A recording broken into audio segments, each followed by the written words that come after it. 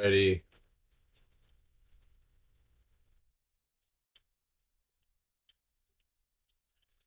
All right. What's up, everybody?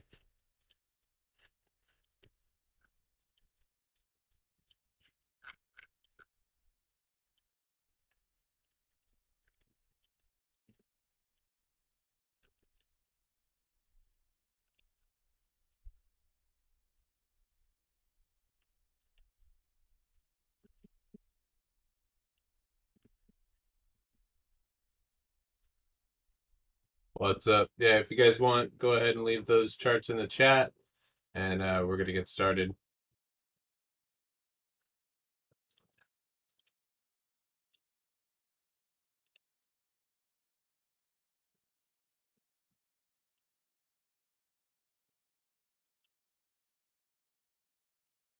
What's up, Andrew?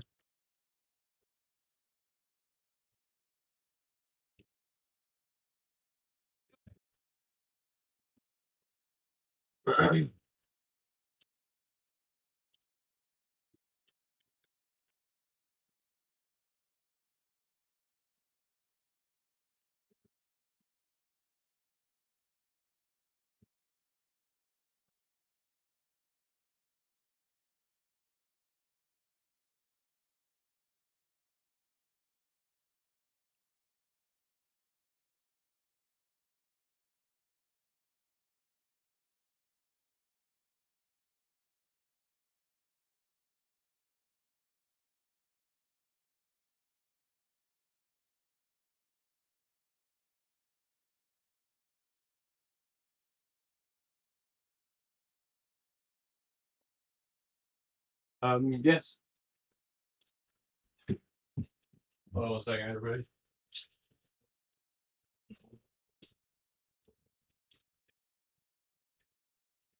Yeah, 227. All right. What's up, everybody?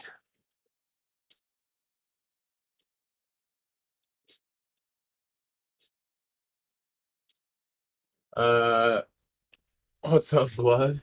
Oh God. Hey, what's up?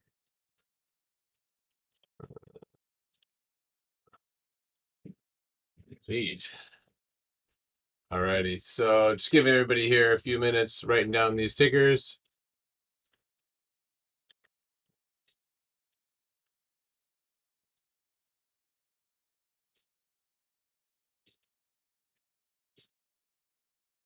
How's it going, everybody? I don't really. Yeah, I'm not. I'm extremely tired, so if I look at make myself tiny. Alrighty.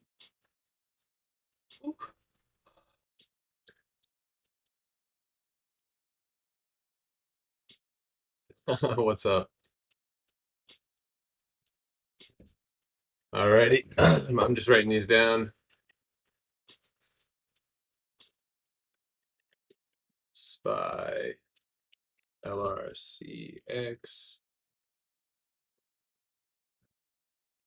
net.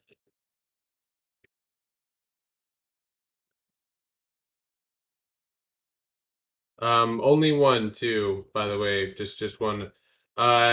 Andrew, dude, there's nothing.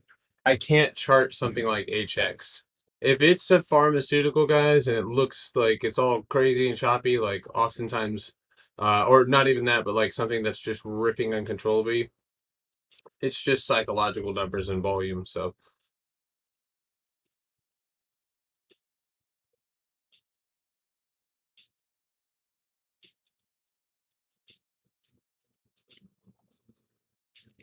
ah, that's funny, dude. All right, net.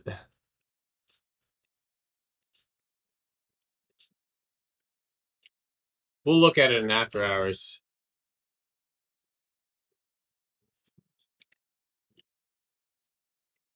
If I'm slow, I am running on no sleep right now, so I did not take a nap. Nope. Am I echoing? Hold on 1 second. It shouldn't be. Am I echoing?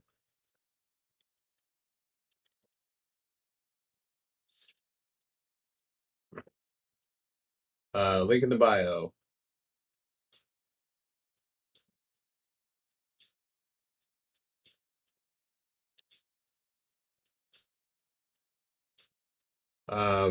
Yeah, if you guys want me to take a look at something, hit the link in the bio, hop on the YouTube with us.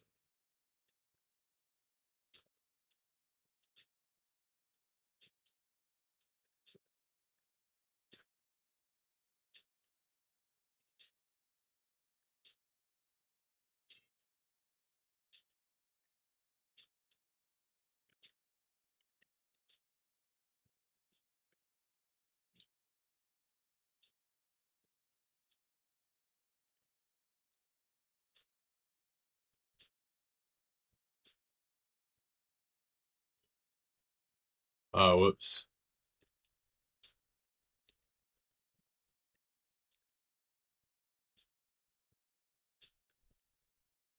All right, I've got some requests right here. You guys can see that. Can you guys see that okay? Is that, should I adjust it, make it a little bit bigger, or can you guys see the list?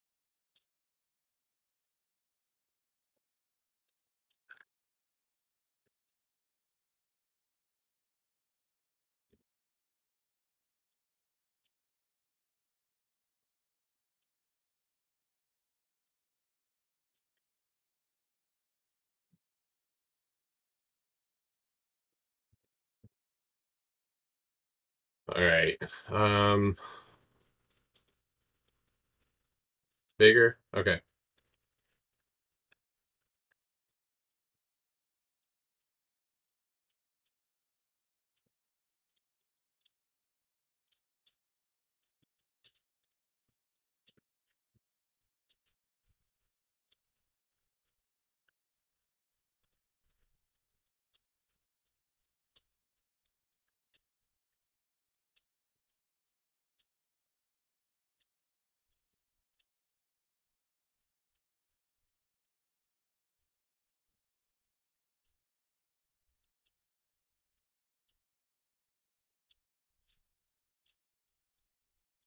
There.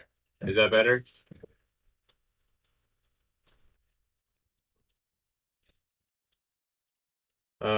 Just a quick, if you guys are in the TikTok, be sure to hit the link in the bio if you guys want to hop on the YouTube and have any requests.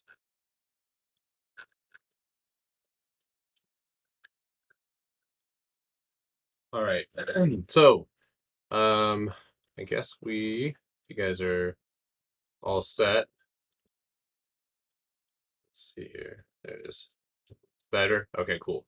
Um, just gonna reshare this in the chat really quick in the Discord. Thank you for those of you guys leaving likes.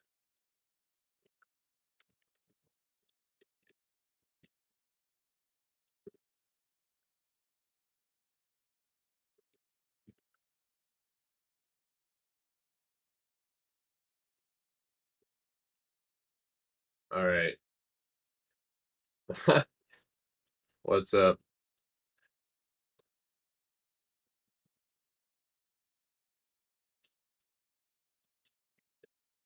All right. Nope. Today was not a green day for me. I did not have a green day at all. Pretty red. Not actually within my risk, obviously, but I did have a red day. So first red day I think in almost like two weeks. So I'm not too terribly upset about it. A little bit of a bummer. I was right about my square analysis, just about one candle off. So all right. So KLK, is this right? Oh my gosh. KLK. What is this?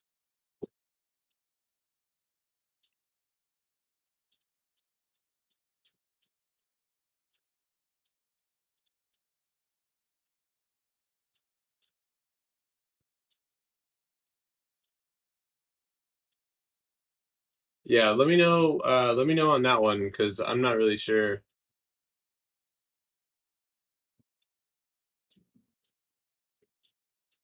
All right.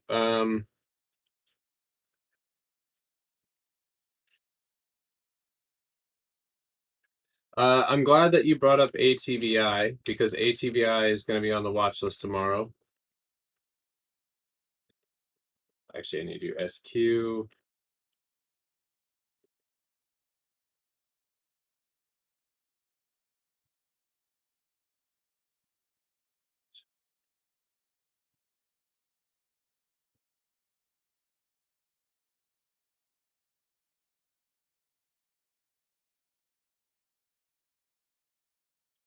All right, we're gonna stop it there for now, and we'll keep going when we make it down the list.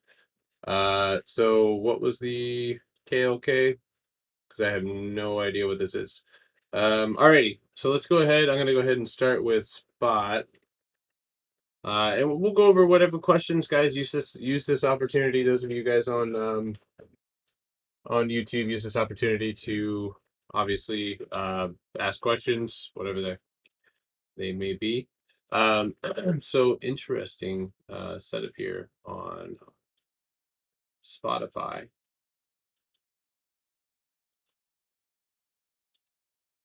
Pretty clean though, huh? Okay,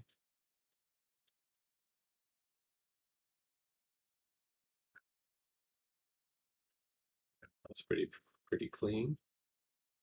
All right, this one should be pretty clean.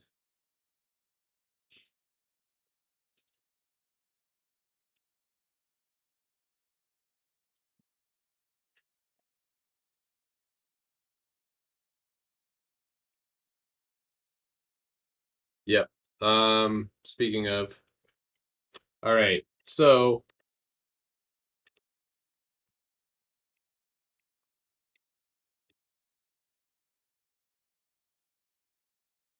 all right, guys, hold on a second. So we'll mark that as 1214. Shit.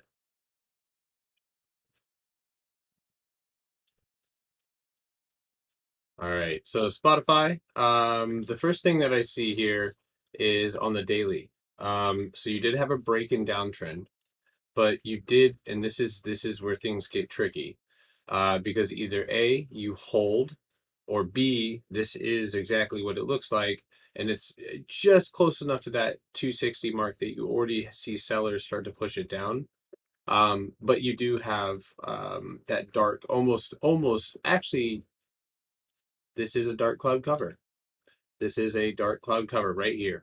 So you guys are looking at that, another really good example of a dark cloud cover. Now, oftentimes market sentiment like today can affect a certain stock when it gaps up, and then as soon as that gap gets filled, the bears will start to get aggressive. So it's one of those things where I wish I had a timer on that thing. That'd be sick. Um, but it's one of those things where the same level that you broke is probably going to serve as the same level that you break down from. So obviously you see there's a nice clean downtrend. If you break back underneath it, more than likely this is going to pull back.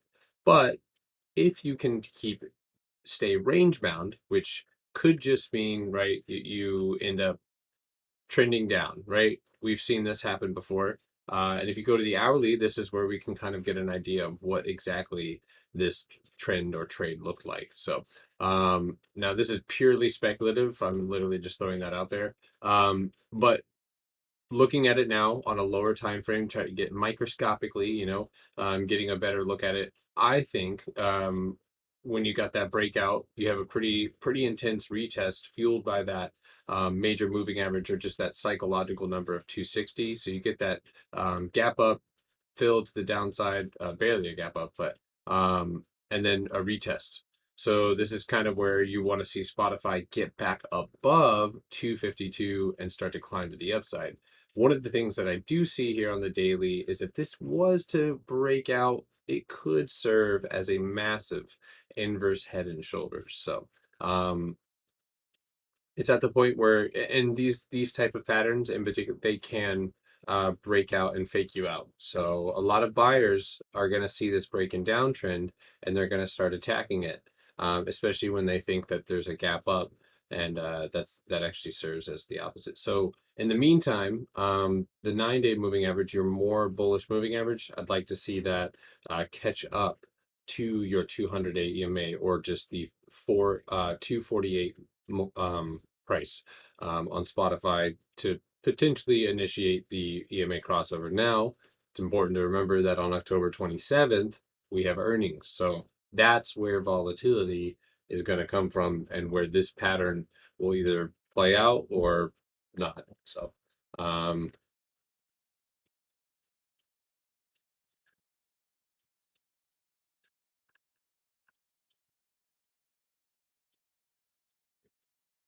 all right. So the next one is SPY. Like I said,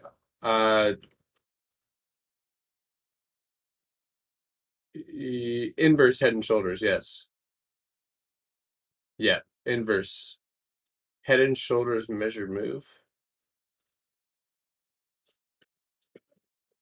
About to do SPY right now. All right, so SPY.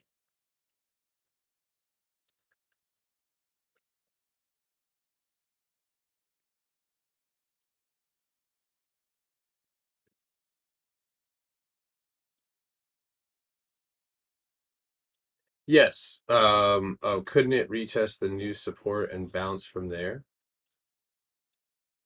From there, the measured move, head and shoulders. So not head and shoulders. So head and shoulders happens at a top. Inverse head and shoulders is happening at the bottom.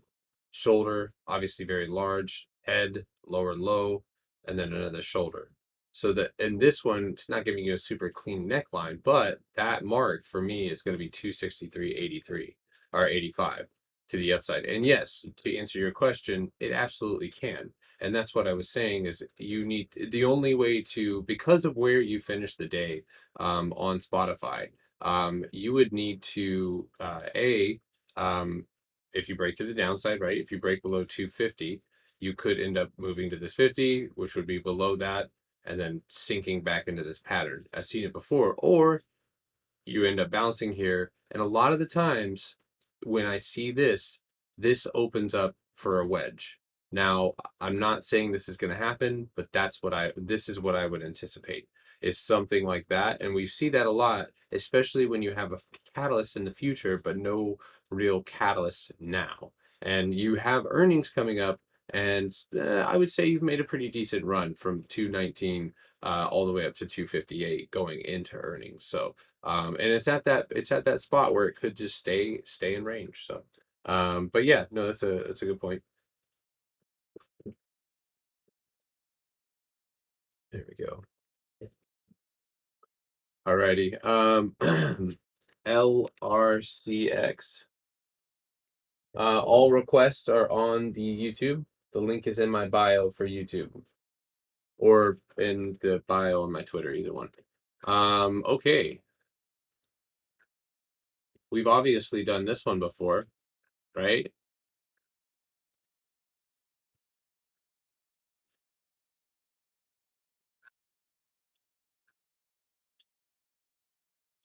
Looks like you got slammed down to support. So seems about right. Um, Line that up with your level.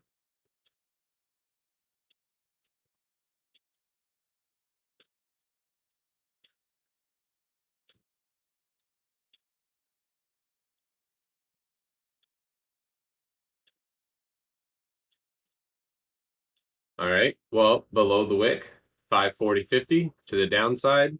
I'd be looking at that 532.44 for that pivot point bounce. Or you use this support and you go and you test resistance. I don't know how earnings was. That's probably going to have a lot to do with it. I skipped SPY. How did I skip? Oh, I did skip SPY. I'm sorry. Guys, I am exhausted. I apologize. I'll go back and get SPY. Uh, so I guess I'll delete that, and that that one starts at 16:18. Whoever reads this later on is going to be like, what the hell? So anyway, you could potentially see a bounce here. Obviously, reading price action and volume is going to be pretty big. but you're at support. So could look something like this. All right. So let's get back to SPY. I apologize, guys. All right, so we'll do that. That's why I'm doing it now and not tonight, because I promised you guys would be getting about 2% of my, not even of my brain power. I'm running on 3 hours of sleep.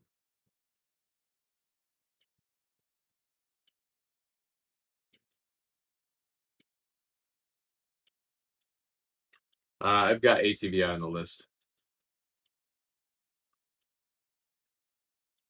Make sure you guys read the list and see if there's already something on there. So you guys don't have to leave repeat requests on YouTube. Okay.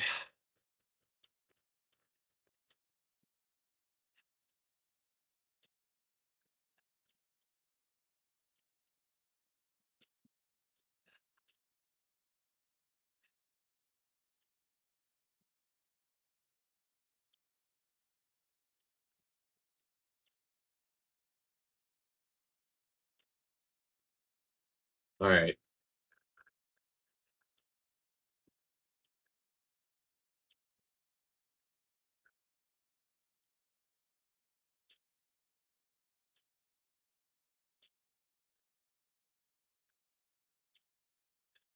Okay. So the way that I see this, um,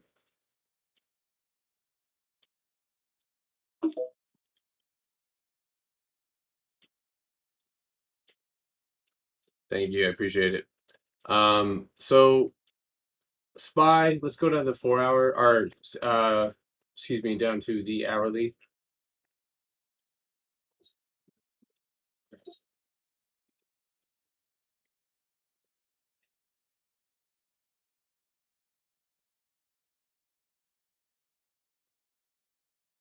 So I saw this morning and was trying to figure out whether or not we were going to break our support, bounce off of it, whatever. We're slap up against it. And so I'm making this pretty simple for myself on SPY. The way that it's been legging up, it hasn't really dug into the previous supply or the previous breakout zones below you. So that right there for me would be 250 or 451, excuse me. That's on SPY, 451. Below 451, I am under I'm under the belief that we're going to see obviously 450. It's a psychological number. You will see a bounce. So it's not going to be a clean pullback. And one of the things that I'm anticipating here is similar movement to what we've seen before, where we could break trend and everybody gets it because downside and upside. So if you see right here, this is currently the price that we're at, just below all-time highs, approaching earnings. And a lot of the times during earnings season, so let's see here.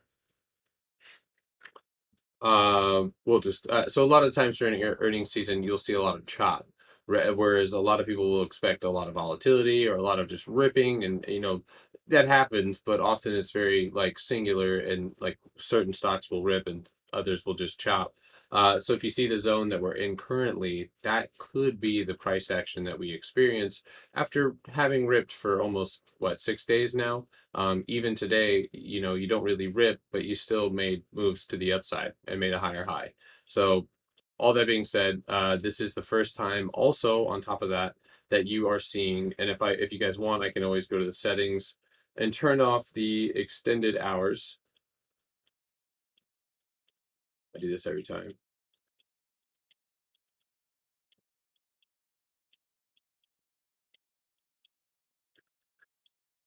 Why do I do this?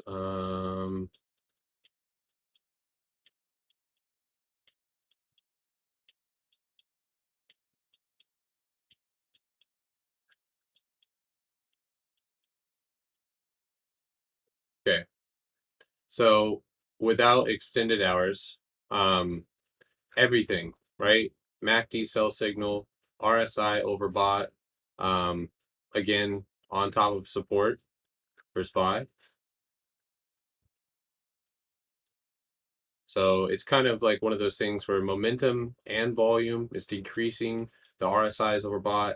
The MACD is rolling over to the upside, and it's maxed out up there. So I think that we do at a minimum pull back.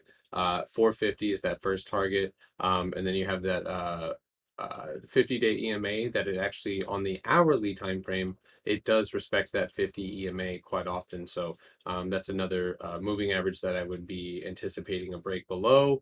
And then once that happens, the distance, right? So oftentimes you can anticipate certain moves by the way that the EMAs will distance themselves. So you'll actually see how this level and the 50 EMA, given time, this will likely run right into that level 446.26. And that's probably the max. I think you could see 447.50 first for a bounce, but other than that, below that at 446.25.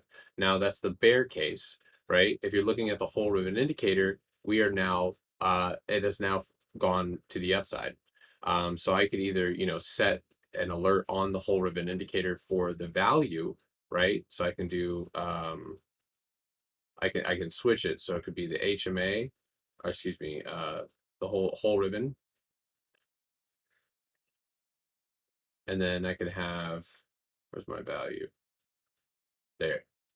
So SPY crossing the whole ribbon indicator on the hourly, you can set that alert, right? And so once we get back above it, that'd feel a little bit better. But I am anticipating a pullback, especially now. You can tell when SPY starts to look like this, you can trade flat. See how it kind of, you get above it, but you don't quite break it. You even go a little bit higher. So I would expect the range between 453.55 and the range below you at 451. 451 to the downside, and then above that 453.50 to the upside. Yes, yes, I stopped adding to the list. I will get the list. You guys do not have to. I have definitely seen all the comments. So I will definitely check that shortly. So okay. Hopefully I'll be up really early tomorrow because I'm gonna go to bed really early tonight. So I don't know what that means in Russian, but that's sick. Link in the bio if you guys want to hop on the YouTube. That's where I'm taking requests and stuff like that. Okay, so that's SPY. I think you're ending the day with a bull flag, but I don't really know if everybody's looking at these type of indications, the loss of momentum, et cetera, et cetera. So we'll see. Read and react on that one. Okay, so next one. That one's done. Is net.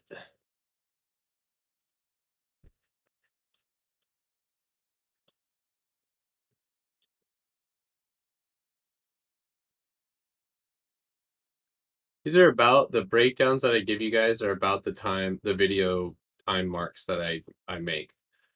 So for for a normal breakdown video that I would like make or send to somebody, this is about a 6-7 minute. I'm looking at, I've never timed myself, so I'm just thinking out loud. Okay, so let's see here.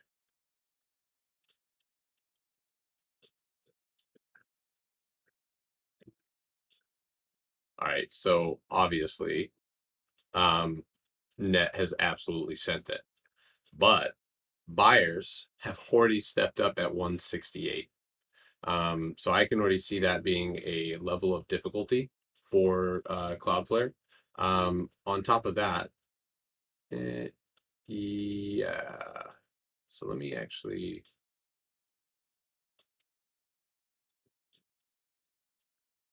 Hold on one second. Let me go to the 15-minute here. I want to double check myself. Okay, so breakout, retest, flatline, no real energy here.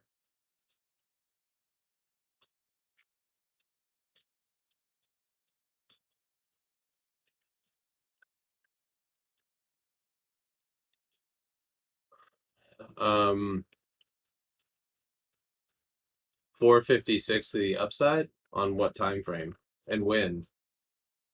I'm just looking, I'm not saying like immediately. I'm just saying that tomorrow right? And you can keep it oops. So you can keep it simple above 253, you know, 254 25 is an immediate target above you, but below you, right, 250 450, excuse me, 450, below 450, more than likely you're going to see a little bit of a pullback. So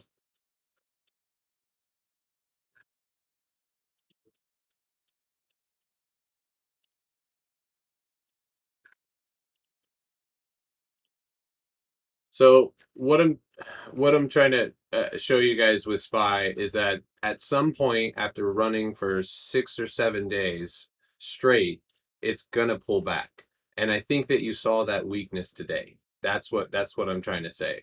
And so there is with SPY, I don't really try to predict like a certain like if it falls, I'm not telling you it's going to go to 450. I'm saying below 450, below 450.50, you're probably going to see a pullback.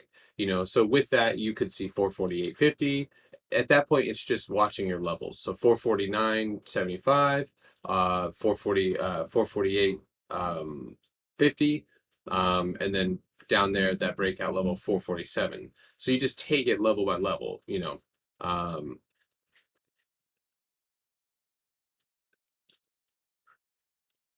it's transitory. Yeah, exactly.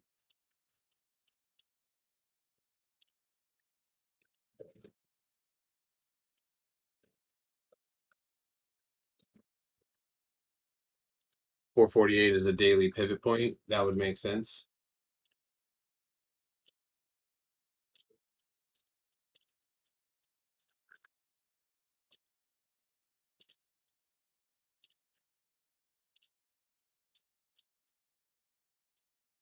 I have a daily pivot point. We might have different settings on our pivot point. Okay. All right, I'm gonna change the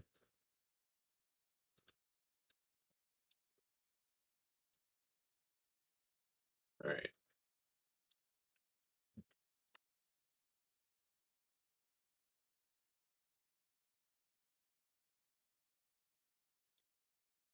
Alrighty, so let's get started with net.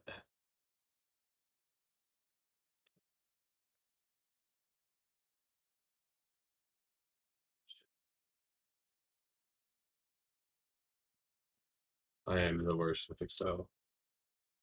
All right, so OBL or OLB, excuse me.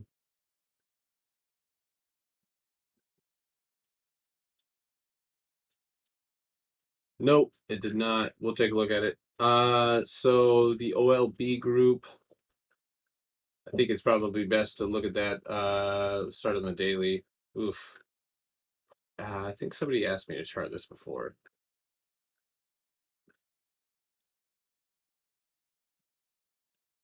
So obviously those daily candles was rather bearish.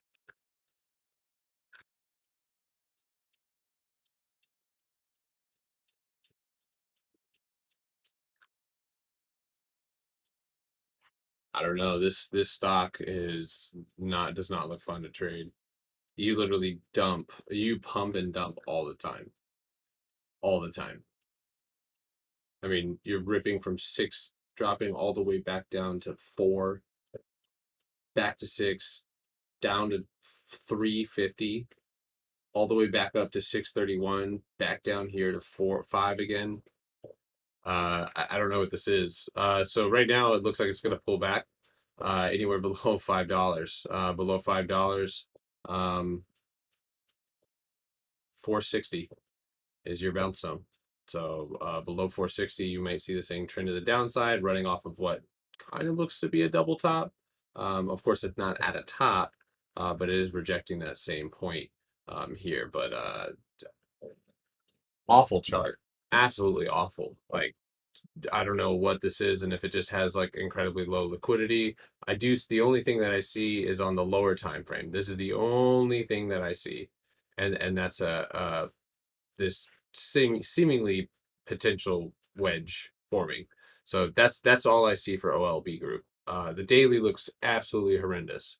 So that's a potential reversal pattern to go fill the gap, but I don't know anything about these earnings. So, um,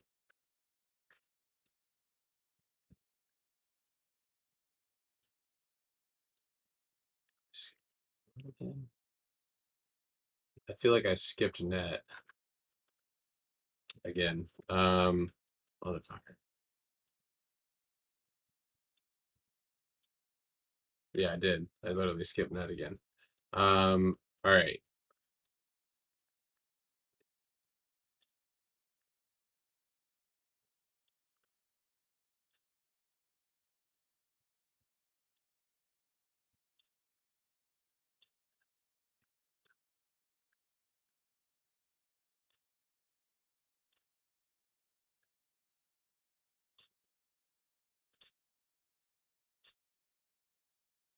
Yes, guys. There's yeah,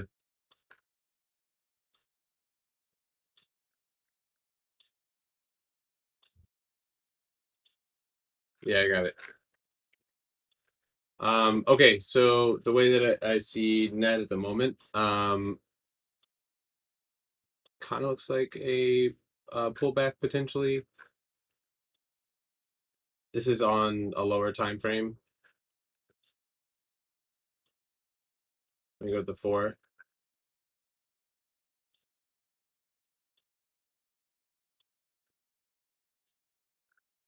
I tell you what, this thing looks like it's gonna dump.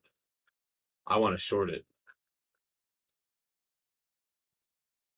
So either this is your resistance here, which it kind of looks like it is. And the reason why I say that is because you have a smaller, lower time frame reversal pattern and it slaps right up against a flat, like right there. Do you see that?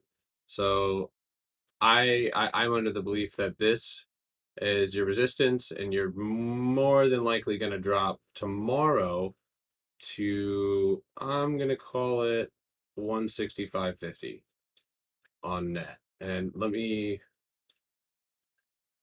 yeah,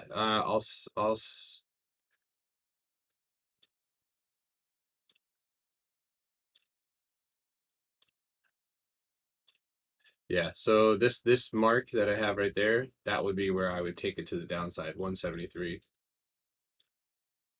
I might do that. I might actually short net because even so, the only danger there is net drops. The biggest level for net is 172 and 171. Both of those levels can serve as really strong supports. So,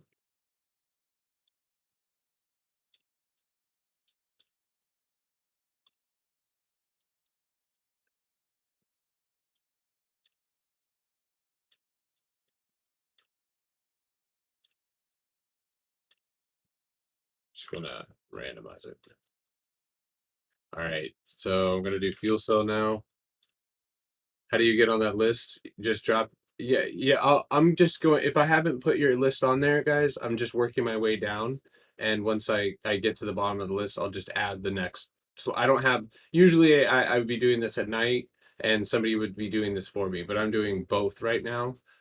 So I have to. I'm managing a couple of different things at once. Um,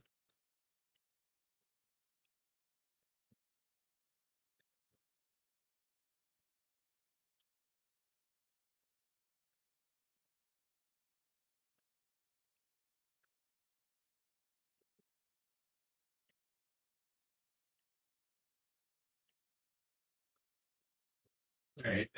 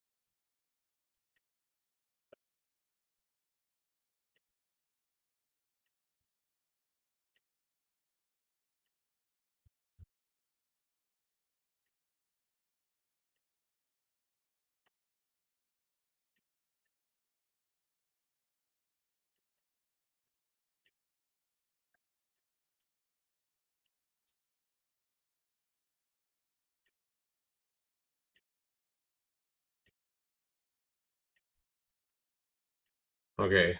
I think we talked about this last night about how this candle, right, was going to end up being trouble for us. That doji. Well, that's exactly what this candle is usually signifying. And you can see you retest the top of it, of that day's close, and then you reject, and then you fall. So right now, same theory. You're probably going to drop to 785.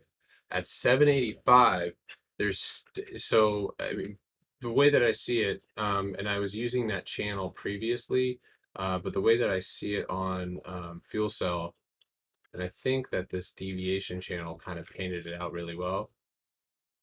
Let me delete these.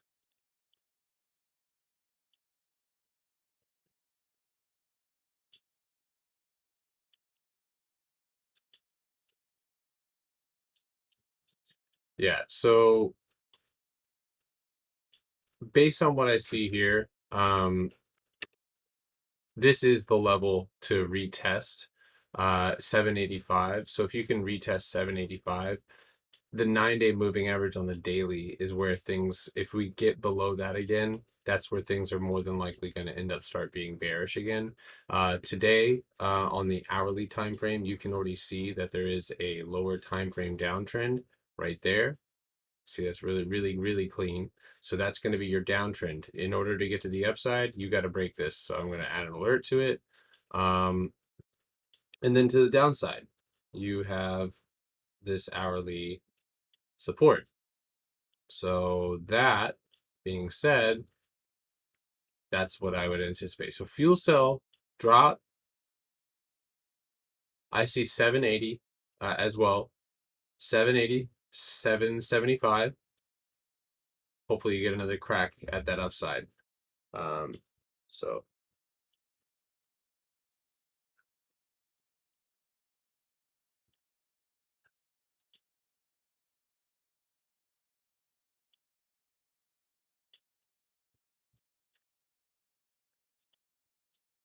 you guys see the sellers at this. Look at the ball. There's a lot of buyers here, but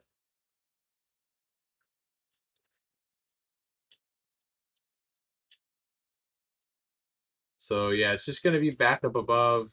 It's gonna be $9 for us to get above fuel cell.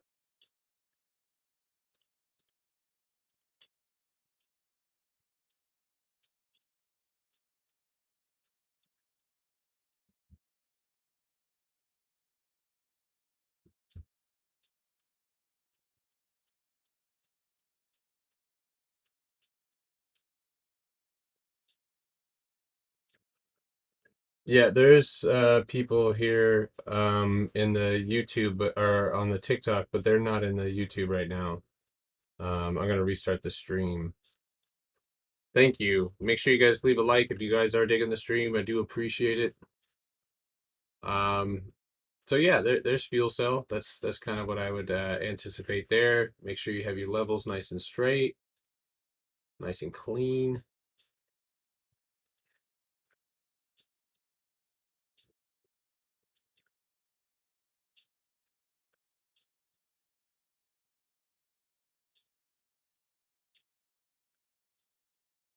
All right, so that's fuel cell.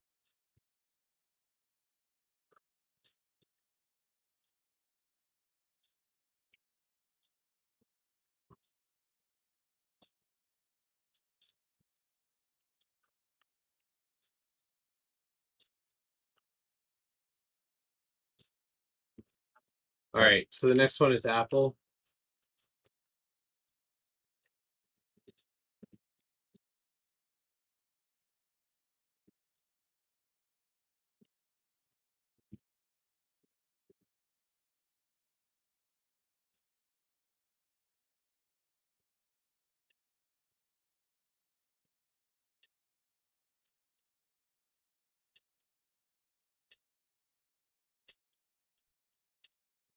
All right.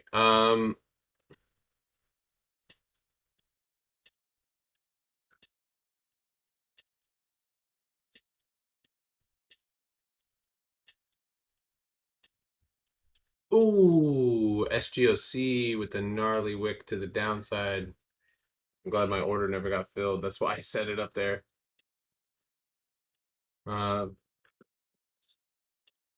yeah, if you guys want me to look at anything, the link is in the bio.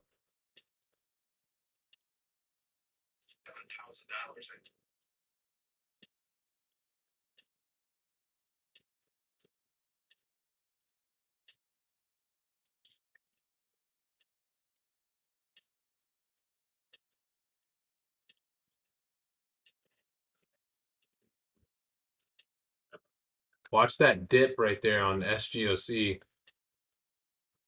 and after hours. If anybody's playing pennies, you're gonna want to see that one get right back up there. Look at that bounce, big bounce. All right. So Apple, as far as I can see it, at the moment, normally my whole ribbon indicator does not lie as far as when momentum starts to dissipate, and that's you're noticing a lot of stocks are doing that. I think it's pretty clear, and I was looking at the way that it closed today, um, and I was gonna say that if it closed like this, then it's definitely more downside. But because it's going to go make a crack at these highs, right?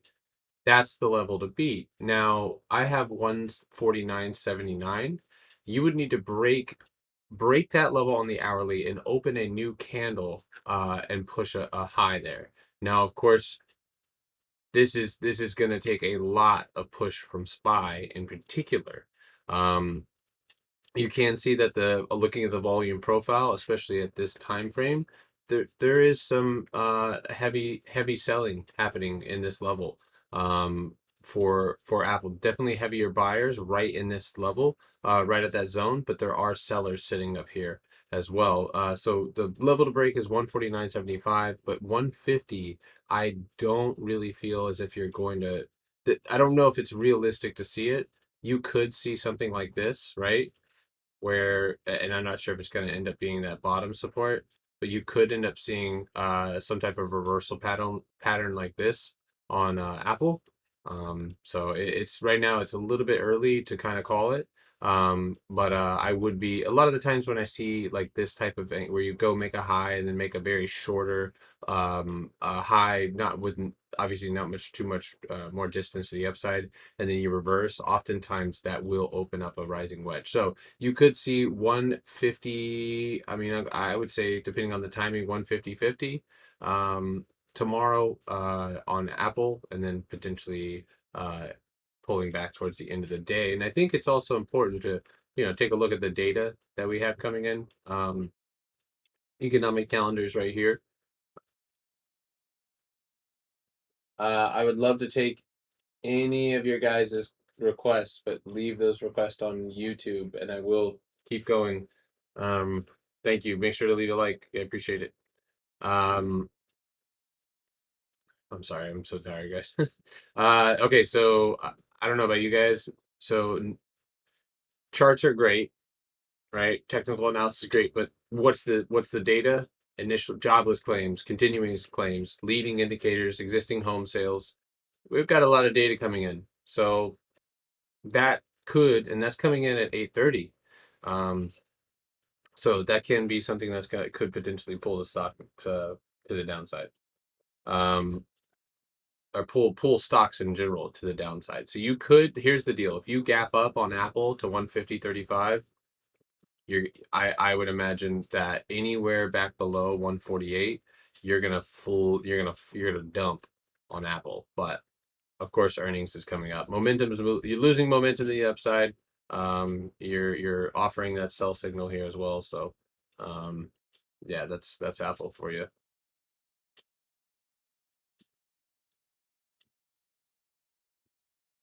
So the next one is PayPal.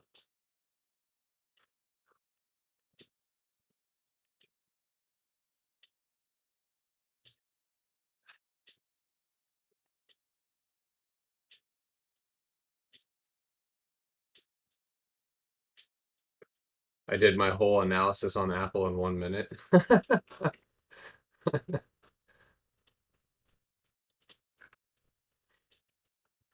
All right, so obviously we got smoked. PayPal got smoked. And guys, I'm sorry, but this is one of those buy the rumor, sell the news. Or excuse me, this is one of those charts. The charts set up the news. Again, go look at Pinterest. Tell me that's not true. Look at Pinterest. Look at the daily, right?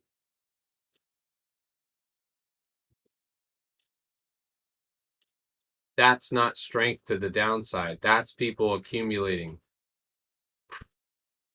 Shot right up to 66. So um I don't see any reason why this thing's not going to be up. If this goes through, we'll see it up at $75, I'm sure. Somewhere in that range, 70, 72 on Pinterest. But looking at PayPal, of course, this is looking at fundamentals. We got to look at what is this going to, how is PayPal going to benefit? And I'm sure they're going to, talk to shareholders or whatever the case may be. But at the moment, you can see if I throw this line up on PayPal, right? That's basically, and you got a bounce off of it. You got a big bounce up to 258 on PayPal, and that's not quite. You can see those major moving averages, the whole ribbon indicator, the 200-day EMA. So tomorrow, I think it's quite simple. You did see a rejection here. Anywhere below this mark, below this support, possibly, and news is going to dictate everything. If it comes out that PayPal is gonna go through with it and they're buying Pinterest, maybe you gap down to 245, right? 246, somewhere in that range. But otherwise, at the moment, um, I would look for PayPal to hold this level 250 at the most. So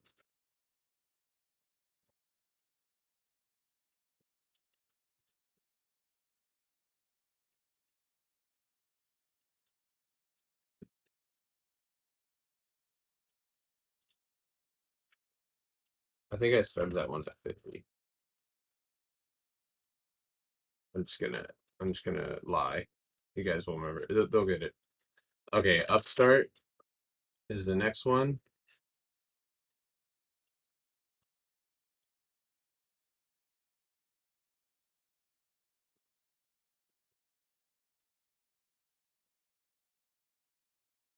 Oh, Abdi, you can't leave those things hanging. Yeah, man.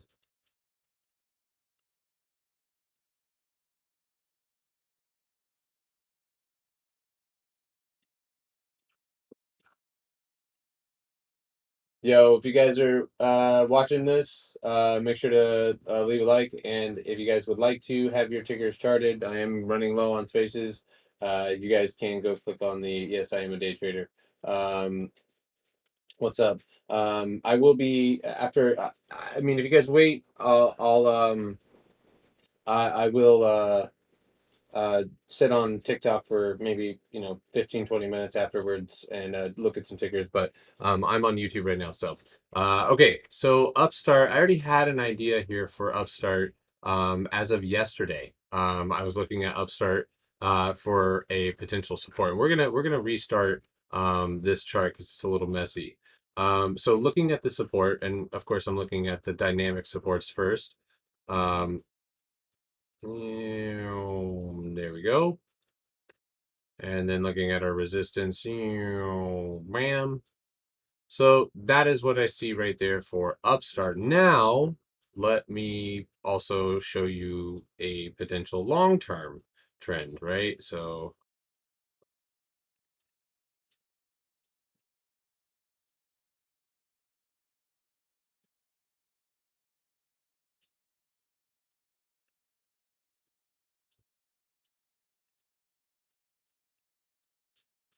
now, tell me that's not cool.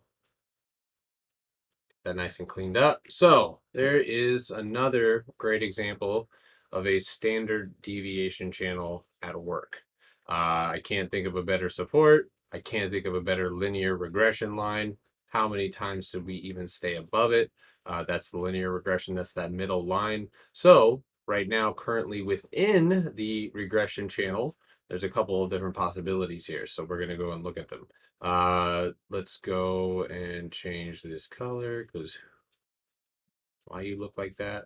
What should I? No, white is the worst. Oh, that's probably not. Probably should not say that. White on the chart is the worst. Sorry. Um, so Upstart right there. And then of course our support right here, like so. So I'm looking at Upstart to potentially go back to support. And that could be around 345. So Upstart's another play. Man, you guys are making I'm starting to get a little bearish here. So gonna go down to the 5 and see what that looks like. So a rebound tomorrow, you could see a little small time inverse head and shoulders retest there of 366. At that point, you would look for a big rejection there. Low volume here. Uh, low volume on Upstart though for sure. Let's go. Or excuse me, yeah, low volume and not a lot of volatility today, but you did set up to potentially leg down with a rejection. So if you see right there, almost like that bear flag on UPST, UPST has that almost like bear flag. I would like to see it below 358 or 353.20 to the downside. Now, it's also worth mentioning that one second on this lower time frame, just saw this, there is this, right? So the nature in which we get to said support could look it could look a little bit different. So right now I see that we're, and this is, I know this is gonna probably complicate things. Every time frame has a lot of the times its own setup. So for example, I could be on the 15-minute here and we decide to map out a falling wedge, correct? So we see a falling wedge here potentially.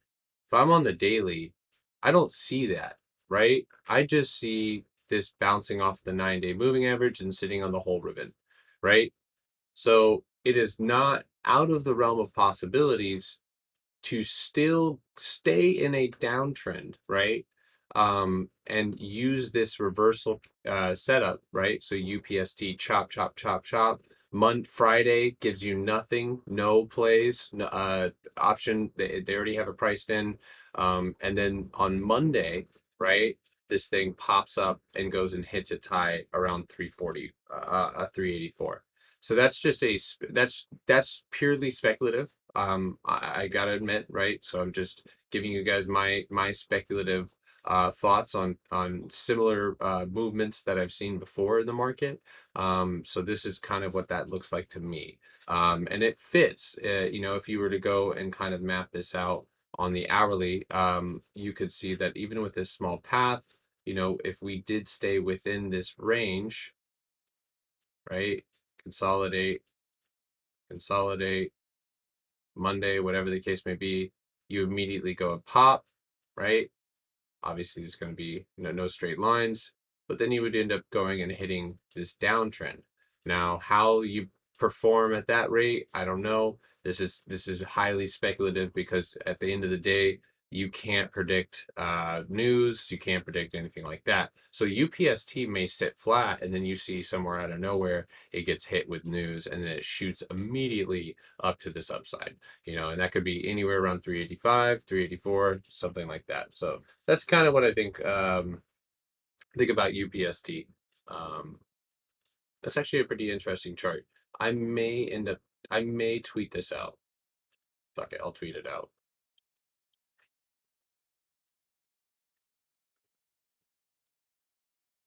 If you guys want to see my charts, you can tweet that out.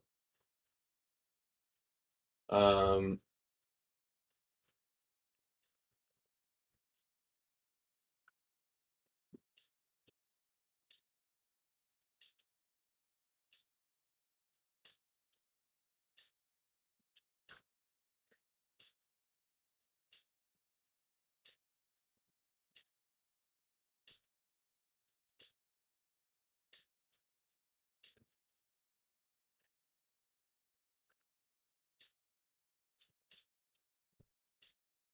All right, I just had to adjust this a little bit.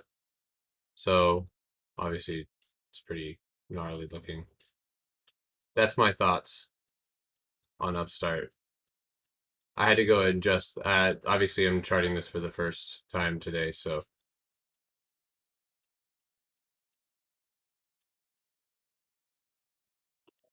what the fuck? Oh, okay. Um, link in the bio. Is there some tutorials? I don't really have any now. Okay, so the next one is SQ. I already have a pretty good idea. Oh shit. A pretty good idea of what this is going to look like for me. If I don't get to your ticker today, I will be on live on YouTube live, children willing, bright and early tomorrow. So my apologies in advance if I do miss your ticker. Okay, so many pains in the ass did we receive with Square. I must admit this was probably one of my less uh, beautiful plays I've ever executed, especially on a stock that I tend to do well on. Square is a stock that I usually don't struggle too much on price action. And it does have these type of days, or days, multiple days, where it kind of stays in range, but then usually you can catch it for a good breakout. Right now, I have a range on it that it just does not want to break. And so, sticking to my risk management and my rules, I'm not touching it until it does. There's the reversal pattern that I spotted last night, and I was right about it. And I think that that's often sometimes what stings the most when you're trading is when you are right, and you do end up seeing. So check that out right there. Yeah, you are right, and you do end up seeing that play uh, workout in that manner. So what I missed on Square was the fact that it could go for a retest of that support. And so pushing up this morning, I even said to myself, "Oh, yeah, it looks like Square is going to go and retest that downtrend." So sorry, I'm trying to get to the time frame. Yeah, so right here we had that break last night, but it was right here that I was looking. So it was almost like a rather than it was a wedge, but it actually turned out being a channel. So we're below that channel on Square at the moment. Running it up from this high and running it down here. I think we have like something squeezing potentially on Square, and it's not breaking either side. So right now the most volume that you see is at least on the 5 minute time frame is right here in this specific range. You could even say maybe even a potential head and shoulders on the five with this big pop up. But at the moment, it's staying range bound, really, really tight, big volume coming in at the end of the day. Um, I'm short on it, just to be straightforward on this, and that's just in the meantime. So one of the reasons why I'm short on it is one, whole ribbon indicators losing a lot of momentum. Two, RSI's backing off. TTM's losing momentum. If you look at the volume, you're going to be pushing down into where there is not a lot of buying pressure. And so that would immediately have me expecting a pullback to 250. And if you're in weeklies, please God, do not try and short 250 until you break below, like well below 247. You know, I would not touch weekly 250 strikes without you will get roasted. But anyway, I see this as a bear flag. I'm looking for a downside entry on Square 253.50. Candle open and obviously pushing the wicks here at 250 253. So basically at the bottom of these wicks, and then a push down again to that 250 mark. And that at that 250 mark could definitely be out. So okay, so next one is ATVI.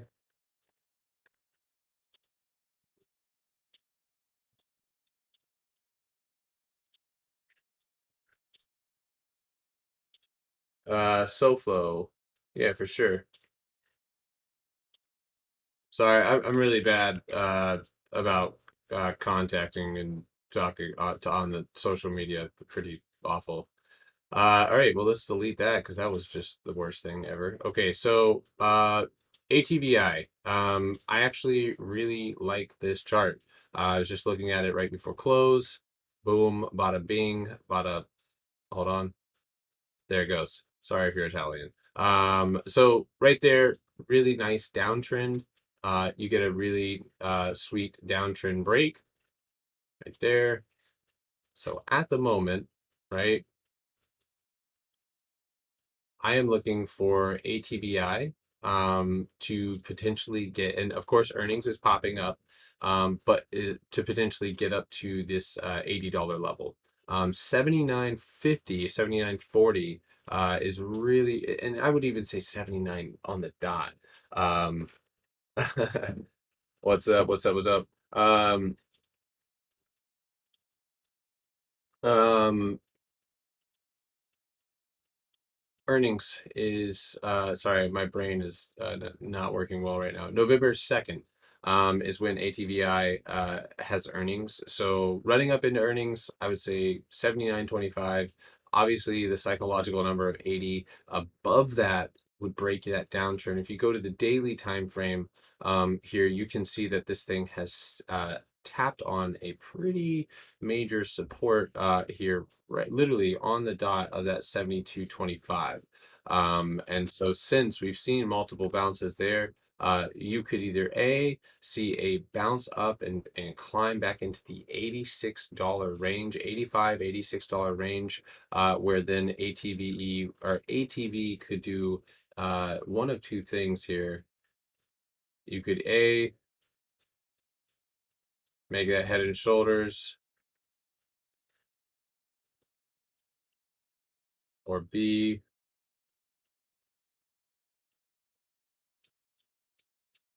yeah. So actually looking at ATV, look at where this bottom support could end up leading us, right?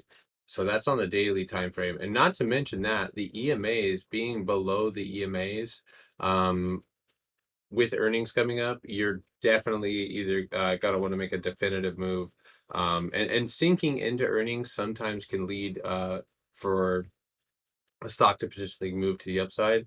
And if that happens, you could see ATVI again, I think $85 on ATVI, and then you could potentially go and make that shoulder curl right there. And obviously that could take months. That could be all the way into freaking April of next year.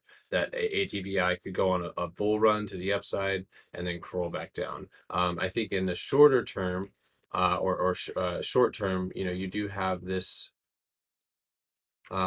breaking downtrend and just simple bounce off support. So following price action and just using our levels above us. $80 is the next strike above our next level above us that I would be watching for ATVI, with 83.50 following after that. Oh my God, I wrote ATVI instead of the time that I was started this at. I believe that was at 1:00.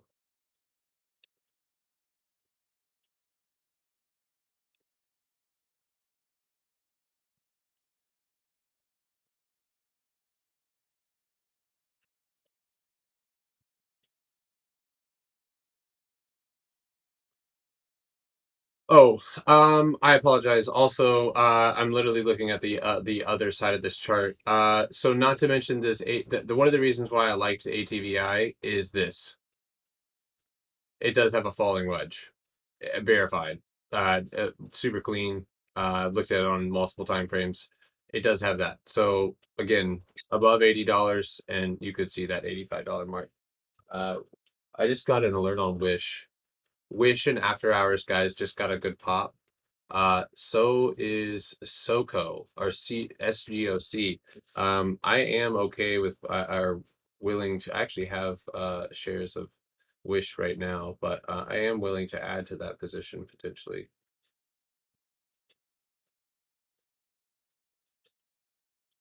I guess I did fill on SGOC. Oh, those market makers got me. Assholes. I thought I filled at 7:10. Oh, 7:05. Okay. That's okay.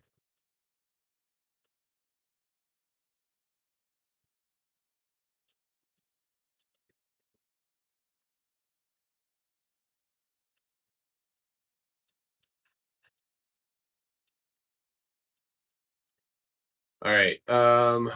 So next request.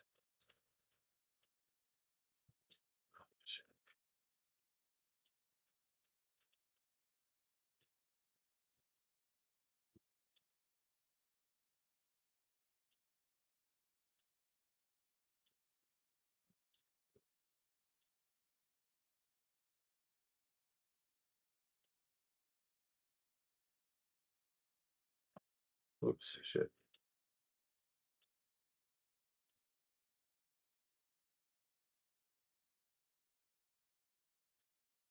All right. So ISW or ISWH OTC stock.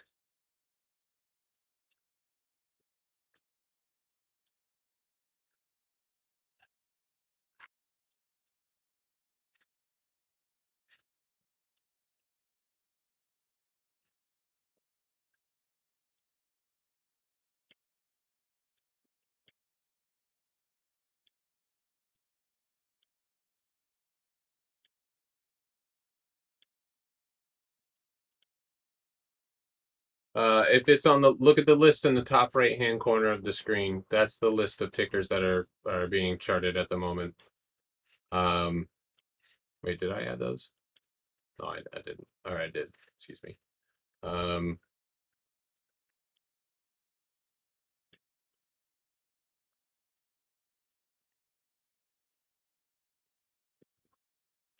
guys, all ticker request in YouTube on the YouTube link is in my bio.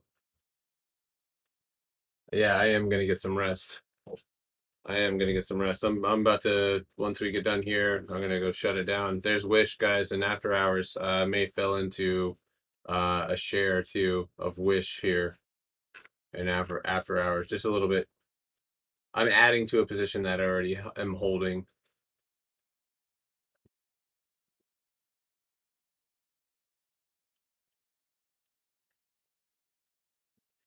Okay. Oh wow, Wish is moving.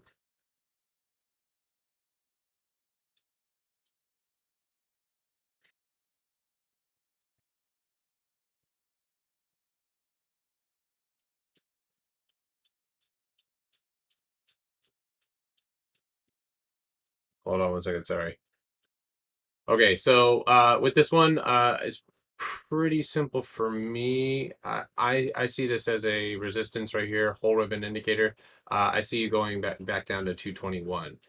From there, that'll be the third bounce off of support, and then I would either anticipate another push up to 272, or and I'll draw that out. So yeah, maybe something like that, dude. And then of course from there, that's going to be sentiment for sure. So.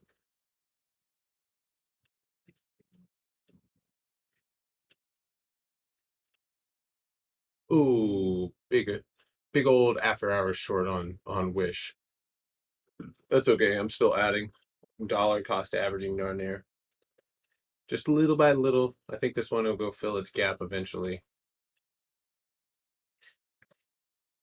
All right, so the SGOC will probably be on watch tomorrow for another pop up. Okay, so the next one I have here as charge point.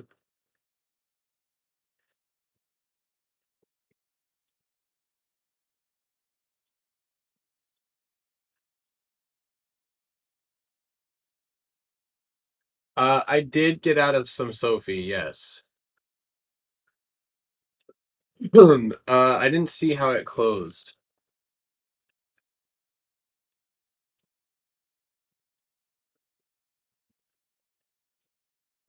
Interesting.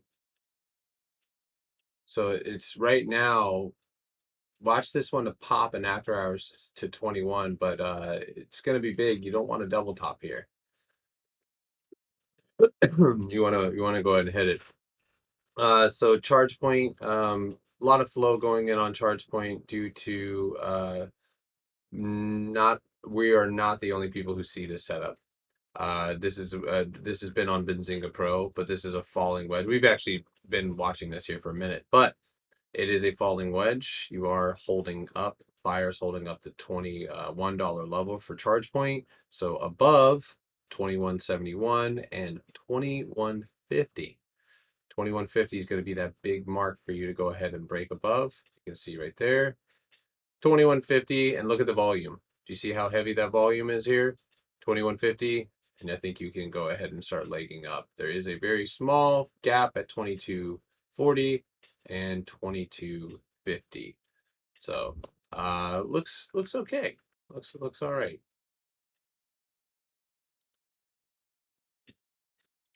So let that trade come to you.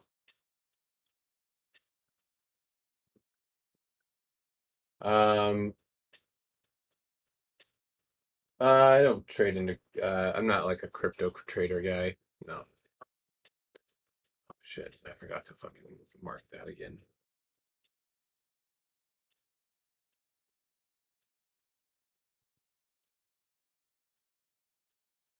LNG.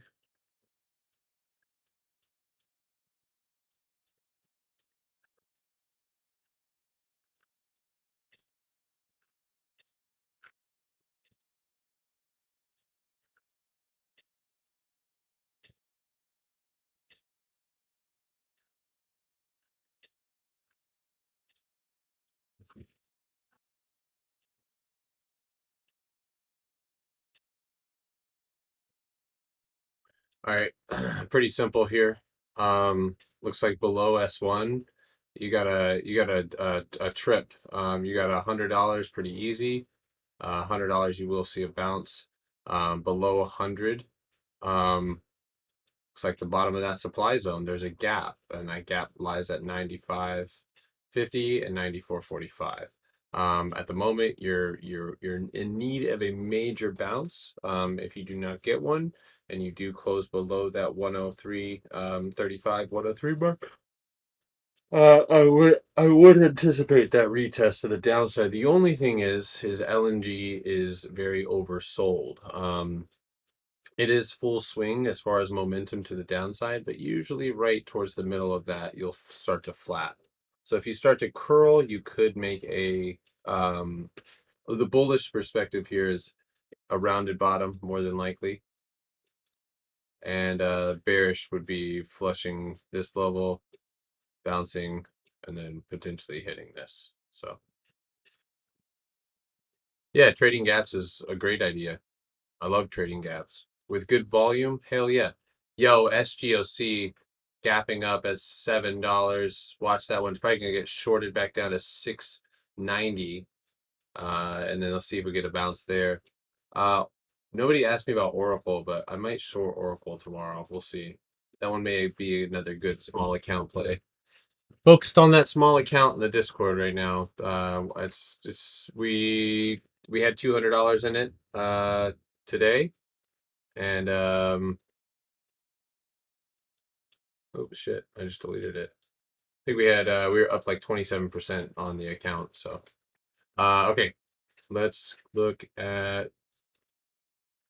Oh my God, this is why I need a moderator.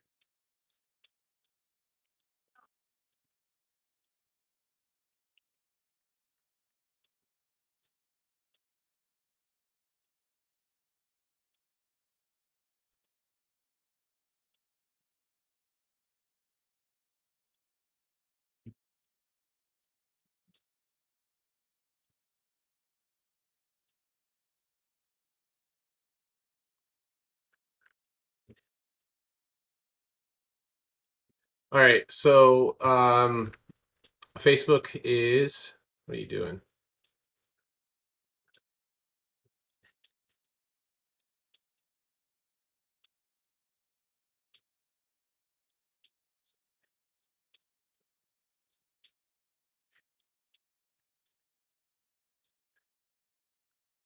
Point of control. Oh, it's a solid. Why do I have that? Oh my God.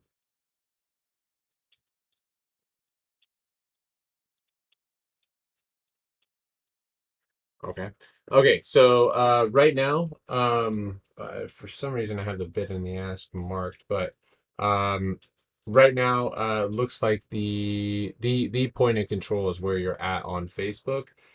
So you want to get above that, and that's pretty simple. 345 to the upside. I think for a day trade, obviously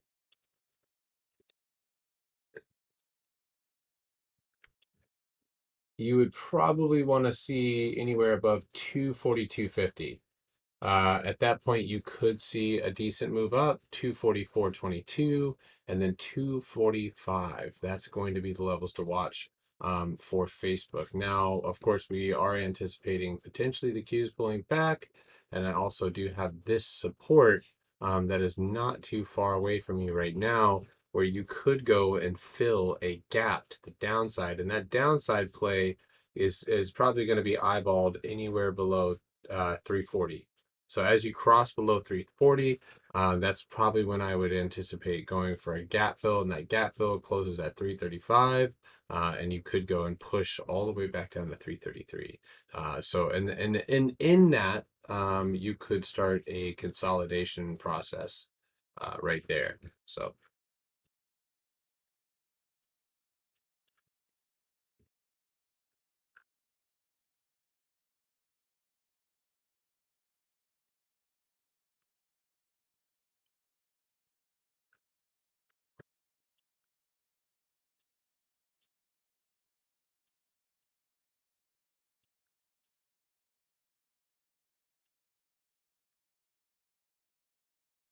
so I have a feeling that DDD is gonna rip on earnings, and I'm going to set up a straddle. I'm not telling anyone to do that. You should never do that. Um, did I do that? Oh, dude, thank you.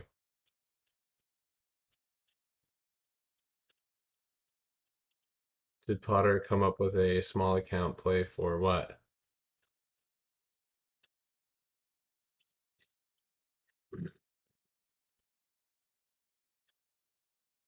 Okay, so DDD, it doesn't get any tighter than this at the moment. Really, really tightly consolidated, bouncing off of the 200-day EMA. 20 $30 is the mark. That's where you need to go. You need to get above $30. Everything has room to the upside. Earnings is not too far away. It's on November 8th. And it kind of has me kind of want to look at the chain here and maybe open up a trade on it early. Um, so it's on November. I got to make sure that's true. So November 8th is when it says earnings is coming. So vote November. What happened with PayPal today? Hey, what's up, Kenneth? Yeah, I did take a I actually we do have a small account play that we've taken for tomorrow, and that's Sony. It's 65, the whole trade cost $65, and it was a straddle. Um so on DDD, looking at like major targets above you, 35 is a target, and if you go look at the DDD November 19th calls, those are 75 cents. I may actually just I may just write those down.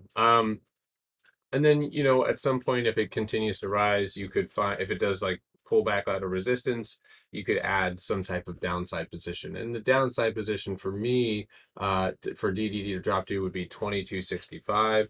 So 25, excuse me, $23 strikes to the downside. Both of those calls and puts cost the exact same amount. The open interest on the 23 dollar puts is obviously a lot lower than the $23 calls. So, yep, I bought Sony calls and puts.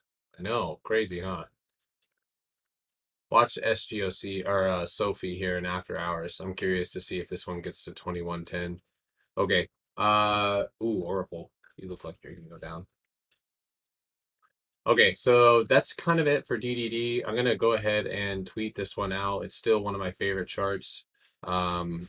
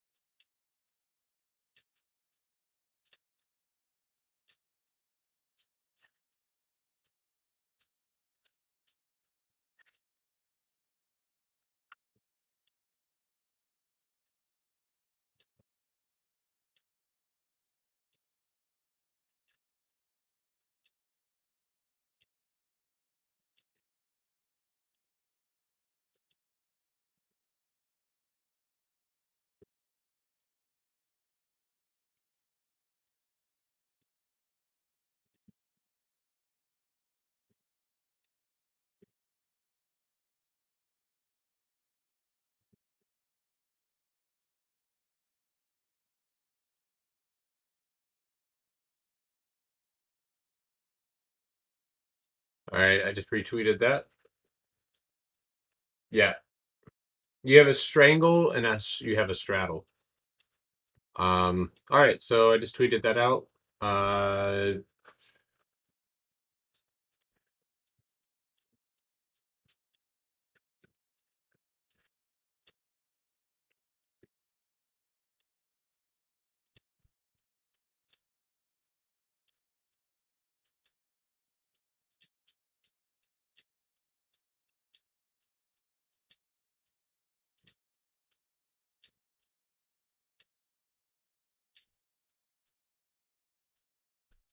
You're all good. Thank you, Kenneth. You're crushing it, dude. Appreciate you. Um, okay, so DDD. Just throwing this one and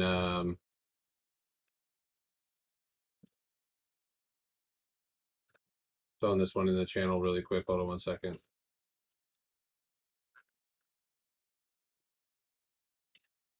All right, I'm putting that in the watch list.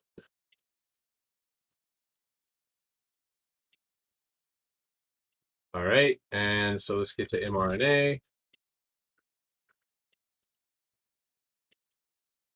I already did Apple. Go look at go back to 44 minutes. Go guys, look at the top right hand corner. That is a record of what we've charted so far.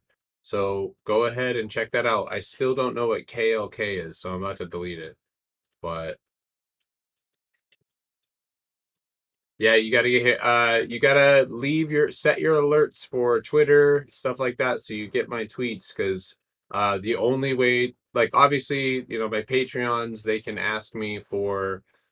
can text me and I will make them a video and email it to them. And then the Discord members, we do personal nights, just with Discord members. But with the public, it's only going to get bigger. So I did think about doing like a when we have Discord nights, having like a special like membership for uh YouTube, but I kind of want to just focus or make sure that there's a different level to both of them, so that way free people can always come in and learn. So that is the purpose of the channel. So okay, so Moderna still fighting inside of the whole ribbon indicator. You're not, in fact, this candle here in particular is showing weakness to the downside. It's not a bad sign. And honestly, the way that you finished, these patterns oftentimes, if you can just simply break back up to, and I'll just call it 337.50 on mRNA, you'll probably end up breaking to the upside. If you look at the hourly time frame here, that's the only time frame that you are actually seeing. It's nothing. So like, there's not a ton of strength in either direction right now. I'm not sure if it's just earning or just waiting around for news, or if it needs a proper catalyst, or whatever the case may be, or if it just has FUD. But the setup that I see here on the hourly looks just like that. So you basically have that channel um, on the upwards channel. But the thing about this is you're not really showing any strength at this point. mRNA below it looks like 327.65. I'm going to call that 327 just to be a little bit safer. 327, I would anticipate a good pullback down to 320. At that point, you could end up start moving bearishly to the downside. Right now, things look a little more heavy than they do light. So, um,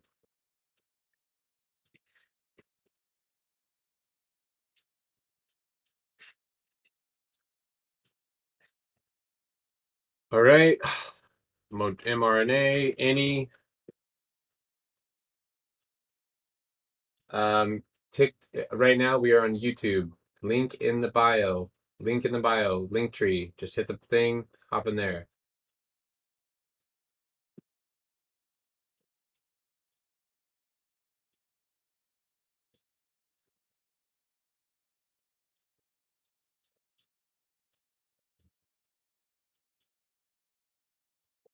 I use TradingView, and um, this is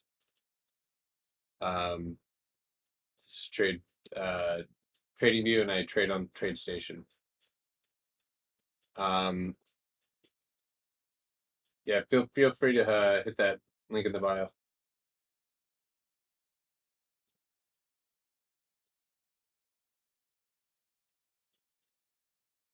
Who is this person?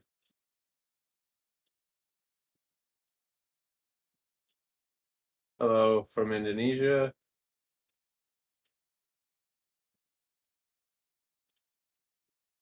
I'm not Forex trading now.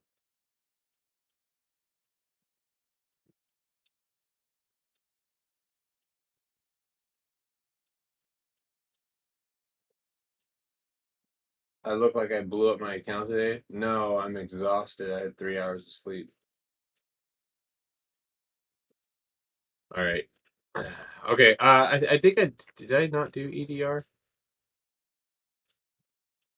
I didn't. Of course. No.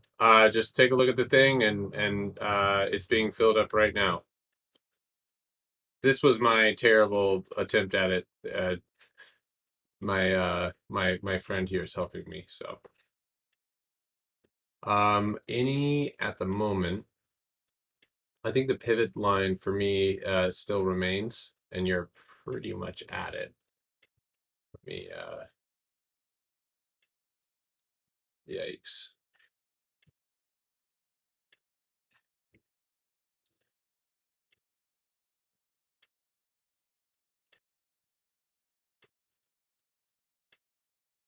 Why can't we go back to last year and we can short Nicola again? That was fun. That was life. Okay. So any is kind of hot dog water here at the moment. There it is. All right. So you're mad squished up. So you look at how many and in fact I can't bears are obviously trying, whether that be retail or not, to pull this down hard. You can see consecutive candles day after day after day after day, holding any down. My point, and it's probably okay to go put that visible range. There it is. So yeah, you're that looks like the point of control here for any is perfectly lined up with our support. Do you guys see that? So it may be that you just see any casually slide like so into support over the next couple of weeks. So trading flat, right? People start forgetting about it. The price action's boring, and then not out of nowhere, it just will pop off support. So I would get to that point of control, which is the highest spike in volume here. So it's usually going to be that. It's over 50% shorted. Yeah, they're pulling this thing down. So you did go fill a gap. Do you notice that? You filled your gap. You had a gap here. You filled it. That's what stopped you out. So in order to keep going, you're going to want to go ahead and pull back down. That's your nearest support that I have for any. Yeah, that's it.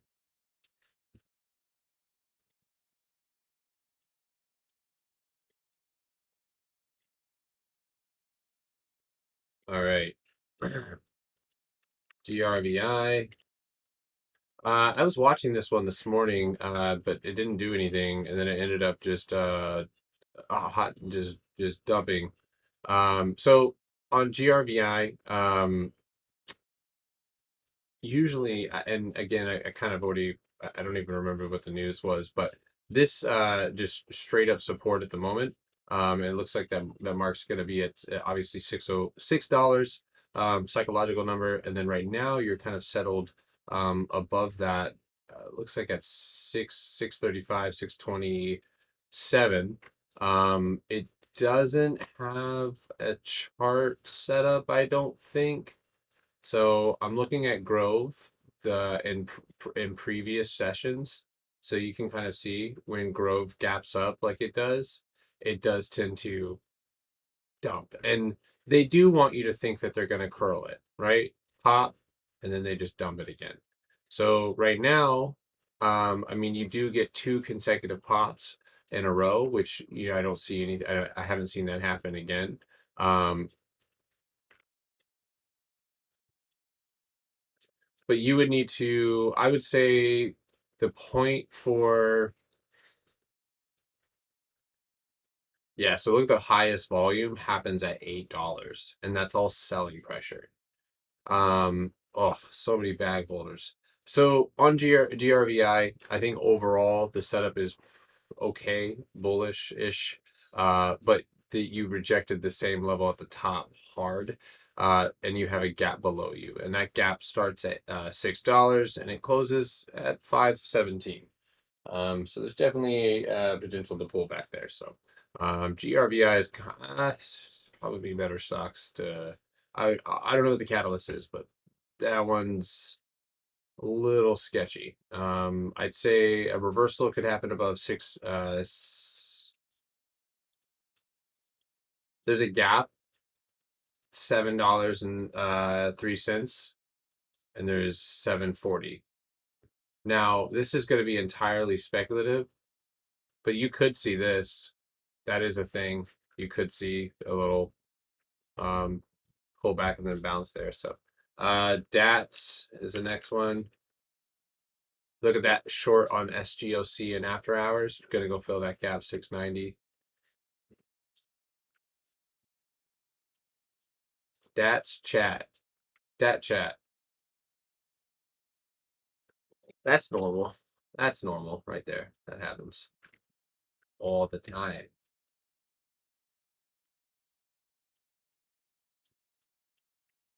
I'm sorry, but she, you got a long time. Oh my god, and look at the point of control dead center. Yuck. You yucked up.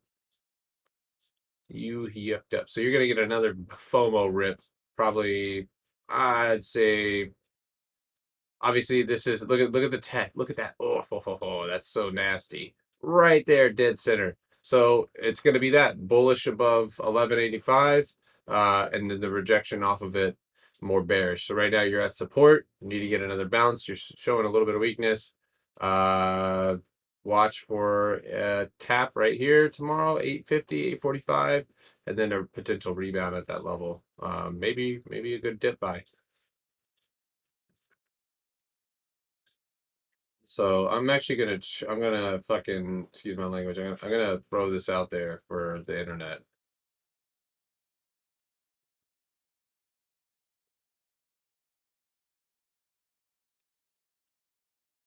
How am I doing this? I just look at previous reactions and price movements.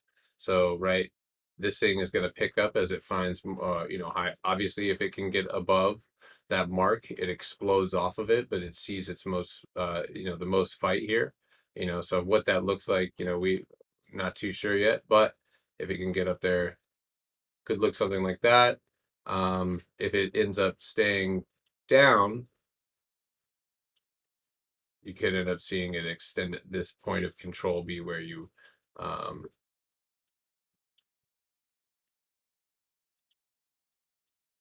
where you don't break. So I'm sorry, brain dead right now. I actually like this for more of a breakout retest than push it down.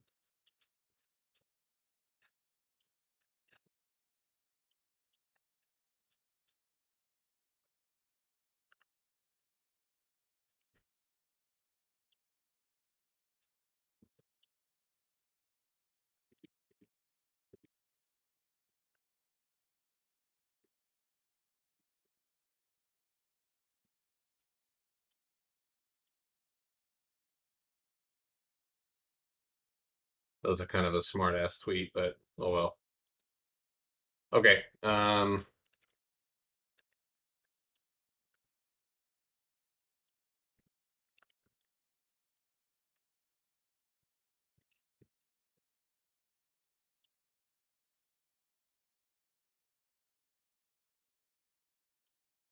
Oh my god. Yo, that's hilarious. Juan Fabriel Hilario de la Cruz. That is possibly the coolest thing I've ever said in my life. That is so cool. The De La Cruz is definitely icing on the top though. De La Cruz. Um, that's okay. Well, KLK. That's not a ticker. I was looking for it, but that's pretty funny. Um, yeah. Bit Mining Limited. All right.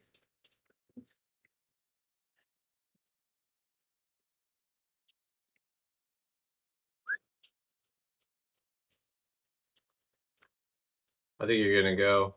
I think this one's gonna end up moving here. So I love, you guys know I like that whole ribbon indicator. You got earnings here, November 16th. Looks like you got a nice spike in volume. Looks like momentum indicator starting to kick off. Love is on the list. Love is right there, Francisco. Um, if you can go back and delete those multiple requests, please. Um, just keep the chat from being all cleared up for people who are from being all clouded up.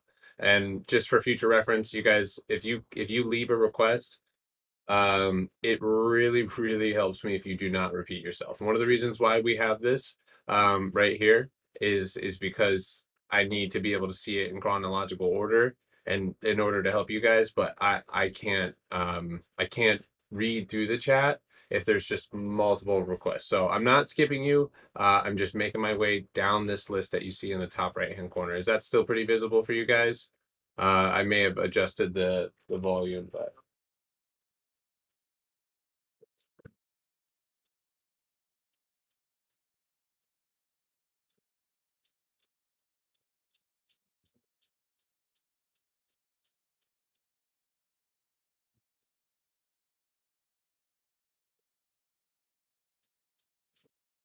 all right.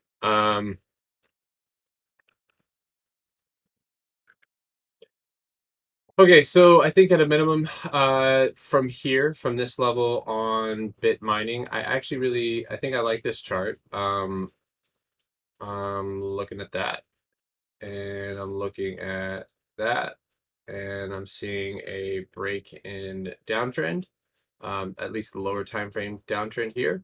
And it looks like you're popping off of that daily. You had a good candle here, a good push off of that 200 AM EMA, ending the day with looks like an hourly flag. So BTCM does have. Oh, it actually filled its gap already. Never mind. But it does have a target above it right now, and I would say that's going to be 1112. But ultimately, I think that it's going to end up cruising into the 1165 level. Looks like it's already, yeah, bounced off of that point of control right there, 850. So I think it's at least with Bitcoin looking to run up or make its way up. Lower time frame, look at the hourly. Um, this spike is a little sketchy. I hope that's not a thing right there. But that's uh that's looking okay. So we need to get into that $11 area.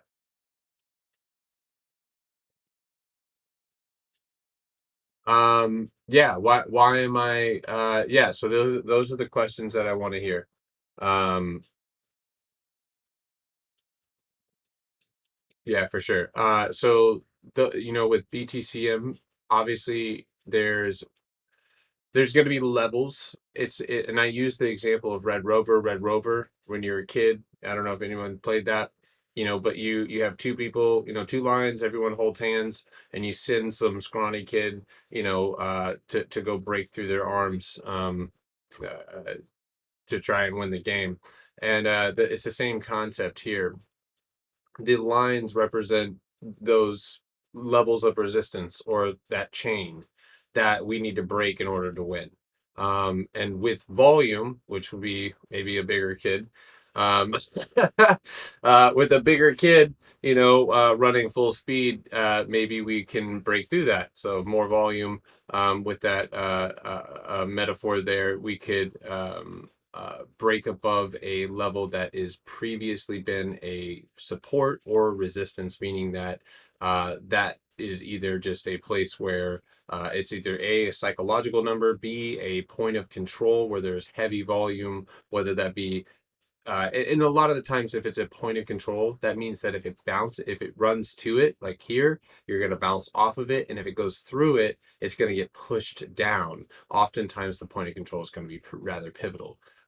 So like, for example, where the point of control is right now, you can see it's sitting right there at 765, and there's multiple bounces off of that level. That's going to be one to watch. And so when I'm setting these levels, I'm looking for multiple. So right here, do you see this level right there on BTCM? There's 1, 2, 3, right? And then you flush. So you bounce and flush past that level. That's a level that I'll be watching for. Then it's 1165. And as you can see, because it's a low float stock, or a low float, and it can run. A big run for it would put it up in $11. A big push right here on a candle. It looks like it goes from $10, so a $4 candle is the biggest candle, hardly that it's ever had. So all that being said, I'm looking for multiple levels of rejection, multiple levels of bounces, to find that respect. Hopefully that makes sense, Brett. And the higher the time frame, the easier these levels are to identify. And as you can see here, that level that I just showed you becomes a lot more clear. Do you see right here? So, and that would qualify as a demand zone above you. So, would you get into BC? This is a stock. Don't sleep on Sophie in after hours. If that thing gets to 2110, I think tomorrow it will end up moving up. Awesome, Kenneth. Thank you so much. That's probably it for me anyway. I'm not going to take any more requests after this. So, alrighty.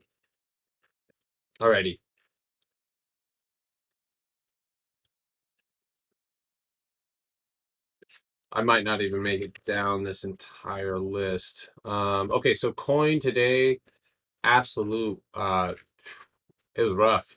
Not gonna lie, it was an entertaining trading day for sure. Let me get some line breaks here.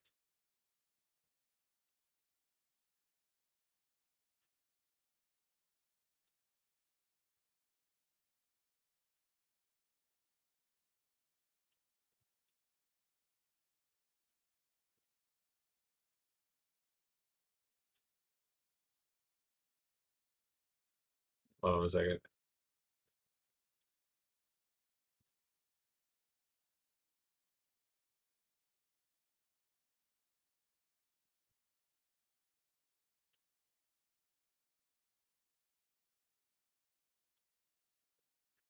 One second, sorry.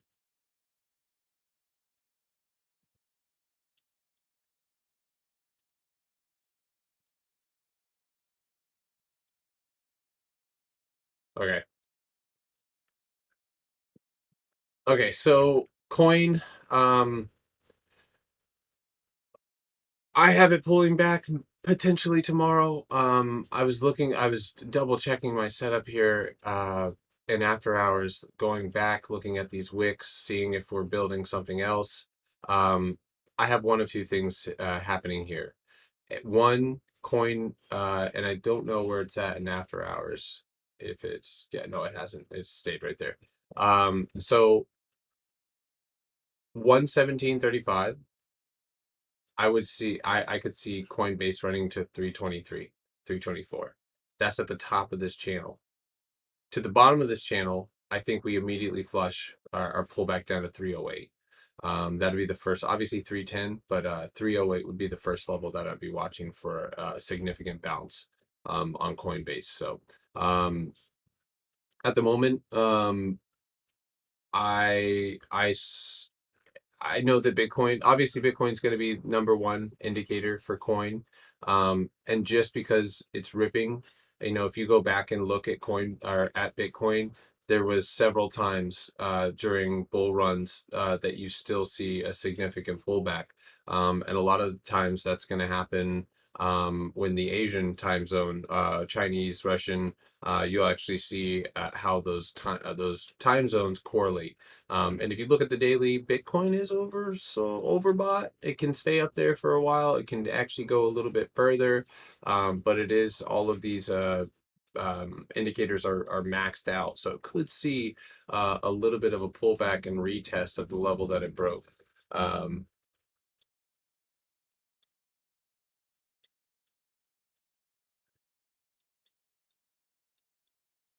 Right. So Alex, you know, yes and no, because if you watched Coin today, Coin did not run side by side with Bitcoin.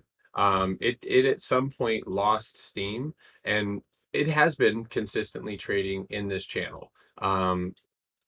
For a minute. Even going back here, you can see like this support. It kind of respects that level. So I do think that coin, and in fact, laying it down there. It's actually that top there. So I do think that coin has the choice of doing whichever, but I do use this channel as a place to look for a potential resistance above us. If we pop up above today's high, then yes, I would anticipate another leg up. But in the meantime, Coinbase is starting to lose a little bit of momentum on its way up, which just means that it could see a healthy pullback. Healthy pullback could happen at 306, 305.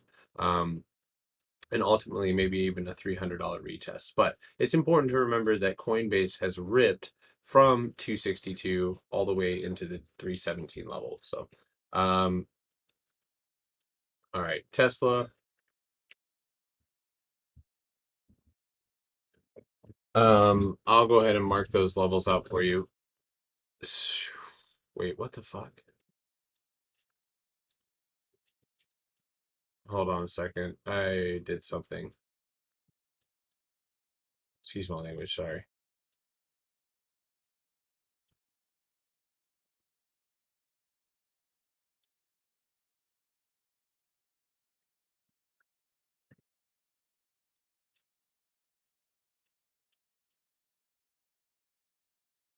All right, well, I already have this kind of charted out for you.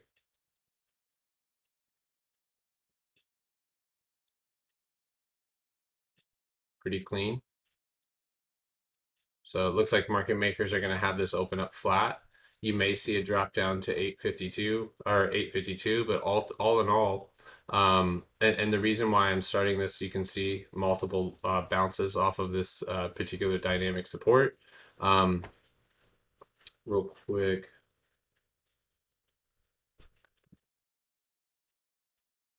Today is earnings. Yep. So let's go look at the daily really quick.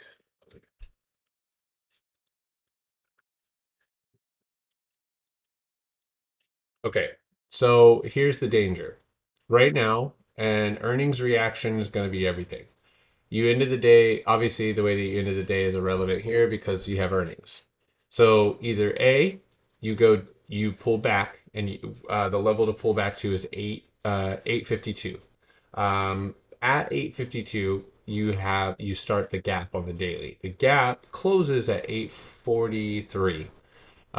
So to the downside, and having all of these moving indicators, our most bullish indicators lagging and far behind down in the 820s, all the way down here at the 808, and even the 9-day moving average still pulled back all the way around 830. You have a overbought RSI, you have a MACD with little momentum, and as well as the TTM with mid crest and that momentum swing, which means that it could start rolling down. All that being said, you are up against all-time highs, so it's probably going to be a goal to not necessarily reject here, because you could see quote unquote a double top.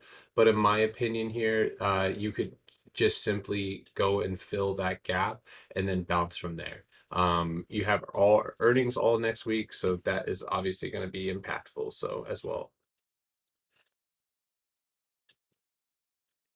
Earnings were good. Yeah, I tweeted out all the earnings information as well on that, and yeah, it turned out pretty well. So what is this line? Trying to figure out what the hell this line is.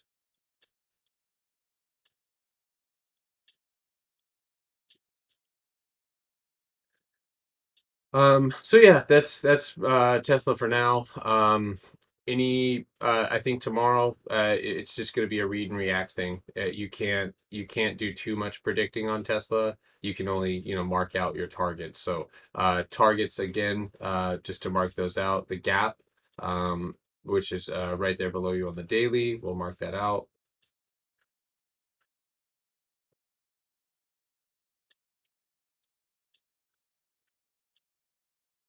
So there.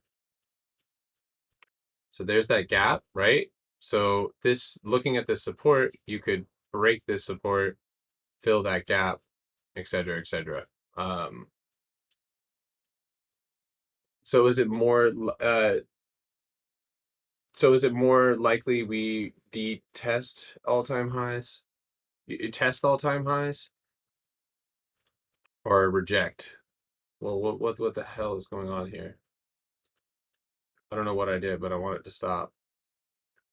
Oh wow, those are session breaks. Jeez, it looks like my chart has leprosy. Let's not do that. Oh, those are the high and low price lines. I get it. Okay. Yeah, not again. Retest. I think, okay, so I think so. I think that's definitely a possibility. We could leave the gap, but if there is any pullback on Tesla, and here's the thing, you could still fill that gap and have a nice, easy, controlled pullback. I think one thing that I usually like to do on these time frames is just go start from a simple swing low and go find my nearest support. And I see one right here. And the reason why I'm settling with that support is because of multiple signs of respect. Again, here's a wick here. Here's a pop down, and then the body closed there. Another wick, and then as well here. So multiple signs of respect coming off of this low. So there is the potential that, and it's a little early to tell, but there is the potential that we go into earnings season with a small pennant. Um, that's again purely speculative at this point, because we are just now moving into earnings, and I'm actually going to move this, so it's going to be right there. So let me pull this up on the daily.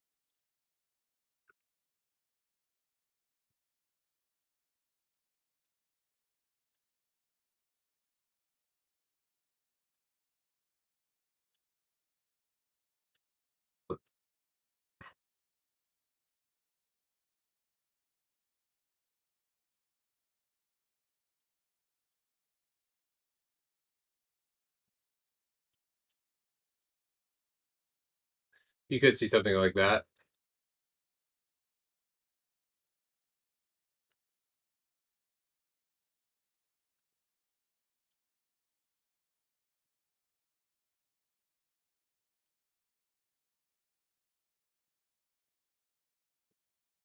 So just to make it a little bit cleaner, it's too stretched out.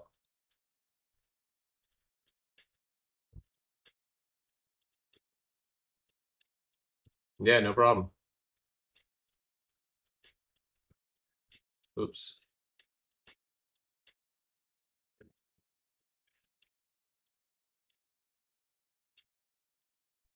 That'd be nice. So that's just a projection, but that's what I see right now on Tesla. Ooh, that looks not good on that time frame.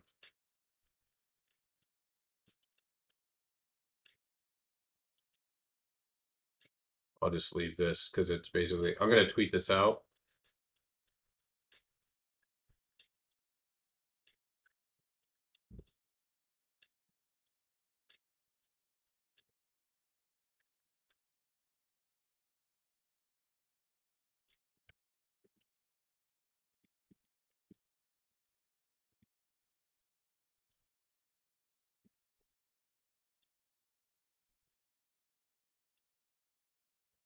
Got got it. So Tesla puts tomorrow. Manny.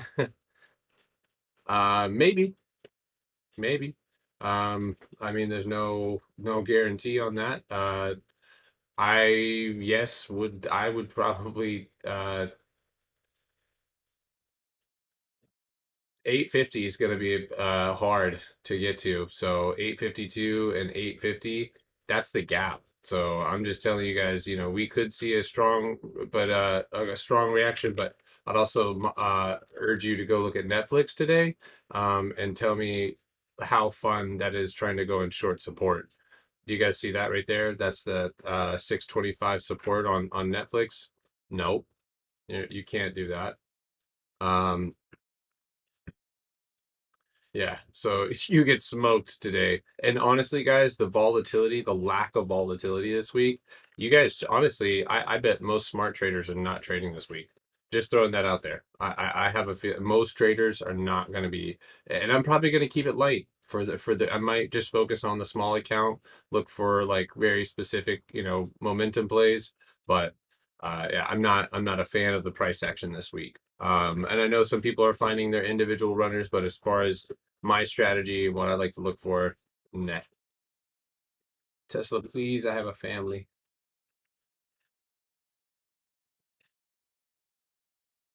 I also don't want to be biased here on Tesla, so I'm going to also add one of these just in case, you never know, which then could have it back down at support. So,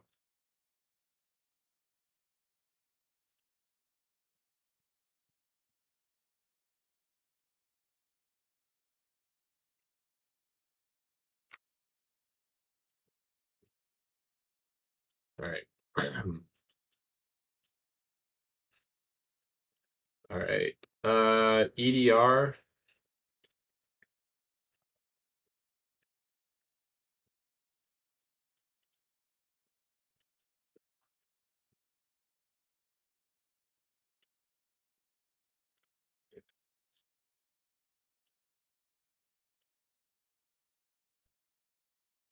I don't know if I've ever said this, but for long-term equity, for me, you can still be long on things, but I know that there's going to be a better place to buy, and that's just how I feel. So I'm not. I'm saving a lot of. I'm in a lot of cash. Like I'm using a small portion, of my portfolio to trade on a daily basis, trying to build a smaller part of my portfolio rather than using my full portfolio because I do see a potential pullback. We all know that it's coming. Everybody has it in the back of their mind, um, even with these rips and dips. But earnings season could be what does it. Okay, so I've been on here for about 2 hours now and 5 minutes. So I'm getting to the point where I'm probably gonna go ahead and slow down, and we'll pick up this list tomorrow morning. I'll leave it up, and that way you guys can or we can pick up where we left off. Okay, so OCGN fighting with the point of control here, guys. It's really clear. This level right here on OCGN. Actually, it's not the point of control. It's my I actually marked that out. Right there at what do I have that? 875. 875 and $9 on OCGN is where it's fighting. And there are look at the volume here. There is a lot of volume up there. And it's pushing you down. At the moment, I would categorize this 1 hour setup as a potential bear flag. And you can see that kind of coming off of those lows. Now, again, I like to use these opportunities to remind people. Um, a bear flag needs momentum to the downside. If it doesn't have it, it gets blown. A bull flag needs momentum and volume to the upside or it gets blown. It doesn't matter what the pattern is. It has to have, you have to know what it needs to still get where it wants to go. You could see the most beautiful rising wedge and then volume steps up to the buy side and you crush through it if you're running on low volume, which you are. But I just wanted to kind of point that out. But that's kind of what I would say on OCG in here.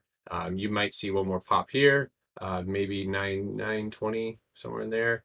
And then I kind of am thinking that you're going to pull back. So that'd be 830 for that pullback there. So that's kind of what I'm thinking there. And I think I might be backed up right here. Ooh, look at that. So I am right. Okay, so maybe you don't even get that. Maybe you actually just fall and bounce there.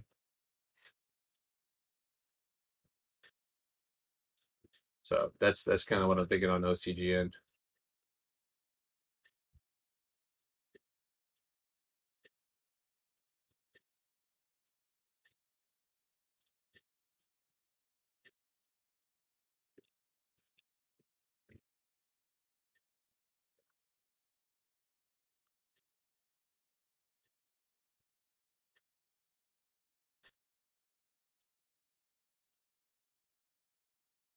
Shit. Oh well. I'm gonna tweet this one out too.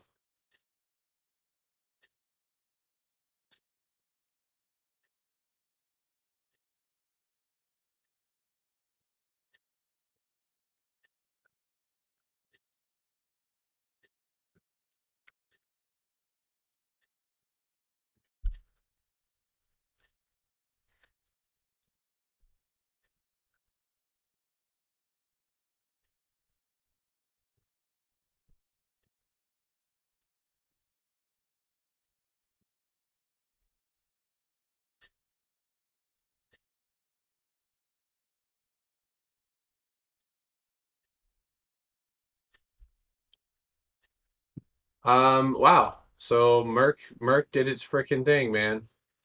Stupid. So we were waiting. Oh my God, how long did we wait for this? How long? I didn't even. I damn near gave up. I didn't want to trade it anymore. And oh my God, it broke out and retested 3 times. I know they definitely shook out people. Um,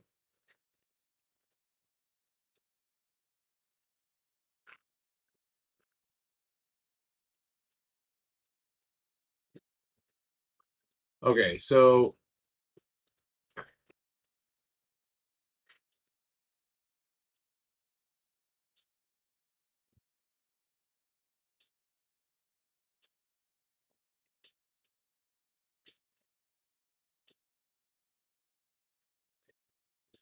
okay, sorry. The level that you're currently stopped out at is the same level right here. That's 81. And you're kind of actually, there we go. So 81.25. Merck is going to go ahead and try and break above that level.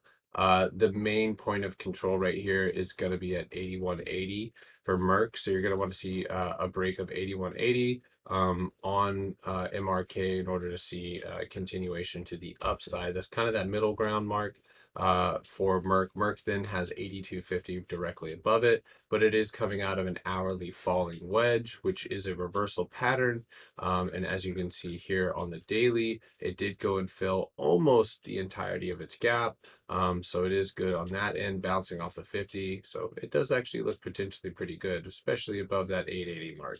So 880 and 8, yeah, so 880 there.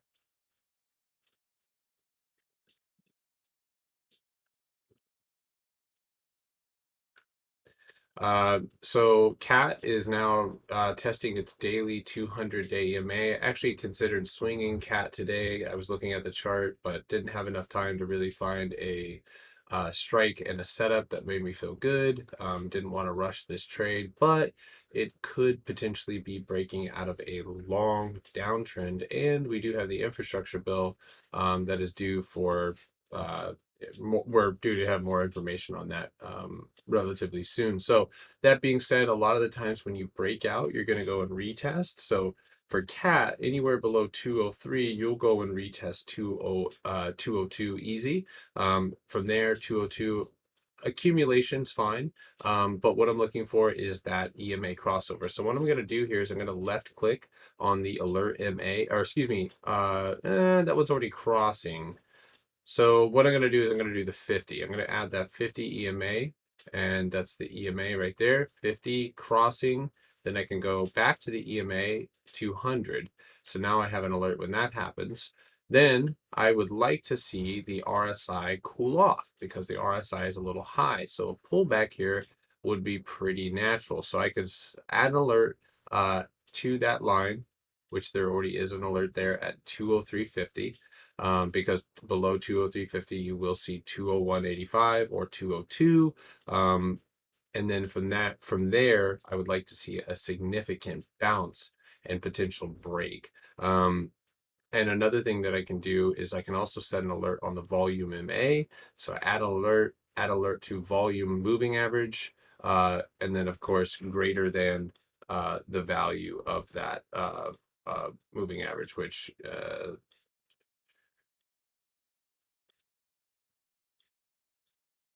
yeah, so that's it right there. So adding that alert, and then adding an alert to 205.50 to the upside, just in case it decides to go ahead and go move to the upside. But the point of control is right here, 205.50. That's where we need to get above. I did it again. I'm the worst. All right, Macy's. Actually, hold on. I gotta tweet that bad boy out. All right, guys, I got to go ahead and finish up a few more charts, but I am done for the night. I am exhausted. I did not get a lot of sleep last night at all. I'd like to go hang out with my son a little bit. I've last 2 days have been, or weekend, the whole week has been really, really busy, trying to get everything organized and cleaned up. So, all right, so I'm gonna go ahead and leave that cat set up there, so you guys can follow that.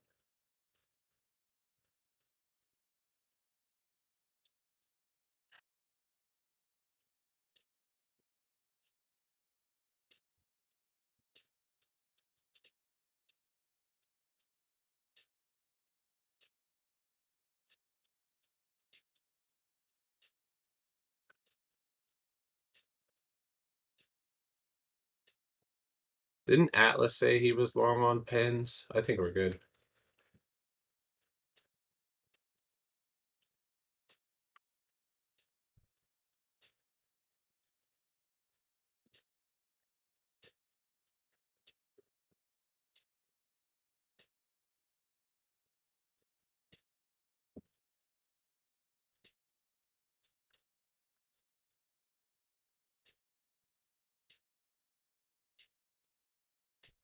All right, tweeted that one up for you guys.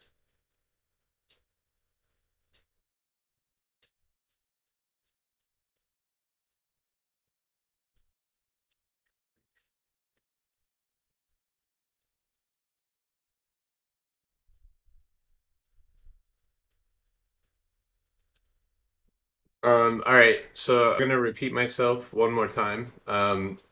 Please, please, please, please do not load the chat up with repeat request. Um, listen, um, I don't know a lot of people out here doing this. So I don't mean anybody disrespect, but I can only do so much, and I appreciate, I know there's so many people out there who appreciate it, and I appreciate them, and that's why I do it, but I cannot push myself to an extent where I can't provide good information. So I'm not trying to stop before I get to anybody. I'm not targeting anybody. I am just simply trying to make sure that I do not die of sleep deprivation. But no, I just want to, if you guys can help me out, keep the chat clean. It really does help me out. I do appreciate it. And especially for, YouTube, that we don't have a lot of people. A lot of times we have 100 people, 120 people in here. So it's one of those things where, I want to make it easy to do this, and then eventually have other people on here, to help chart, other admins, and then potentially have other admins hosting these type of events. So that way you guys can work with other people as well. The next one that I have is Macy's. So with Macy's, I wasn't quite sure. I was looking at this one on.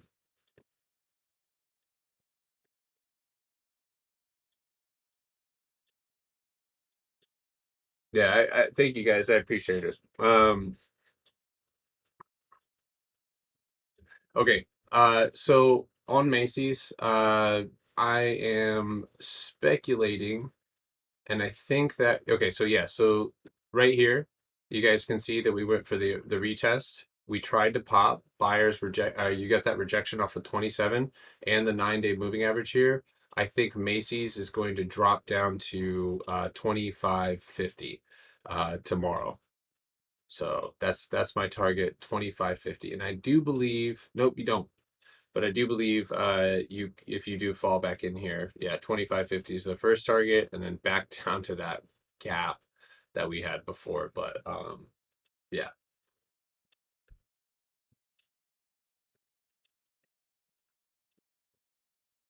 All right. Macy's is done. I did that one at 214. BBIG's 218. Oh, you little shit.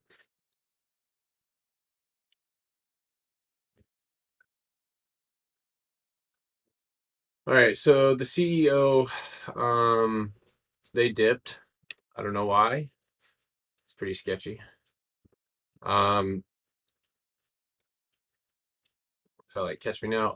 So BBIG has a head and shoulders on the hourly time frame.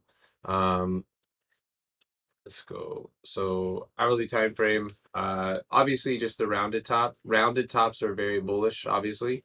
So that's gonna be right here. BBIG rounded top on the hourly time frame. This is where my speculative shoulder is, and this is another one that could be forming. Doesn't mean that it's done collecting or making that shoulder. There is weakness in these candles here on the close, and the momentum here is shifting to the upside, and it is oversold. So you may see right here. So that let's. This looks like a really weird drawing. So this is your downtrend here,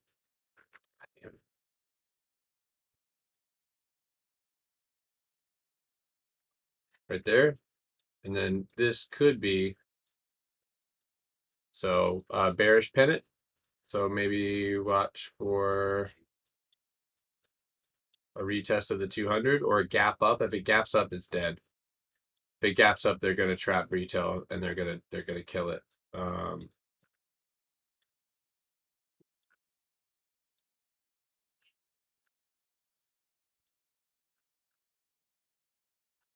all right. So I got a DM. Who is this from? Oh God, pet pals. Um,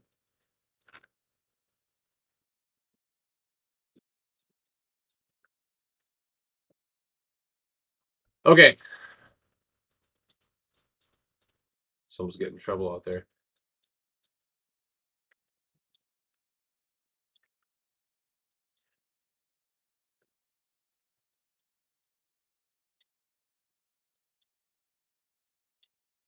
There it is. So $6 on the dot. $6 head and shoulders.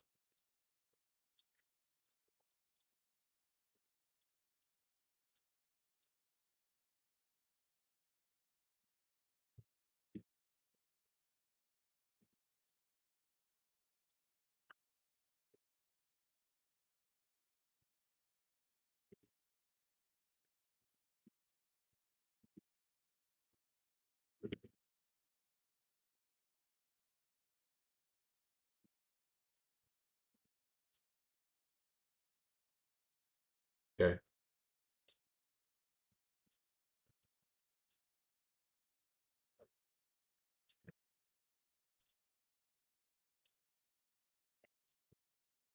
I already did PayPal.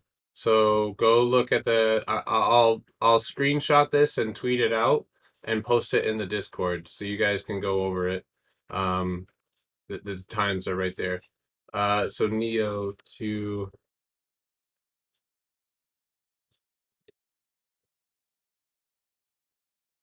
why is it doing that? I don't really want AM. I don't know why it's doing that. So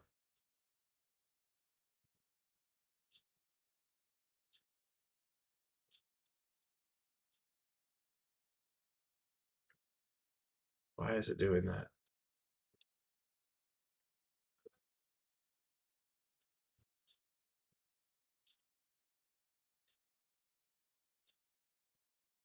Oh well.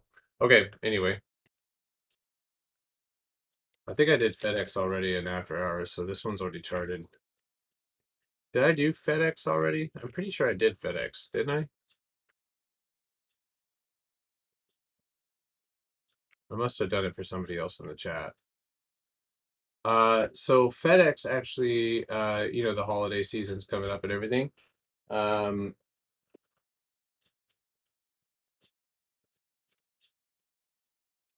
you said SHMP went over 50, like you said.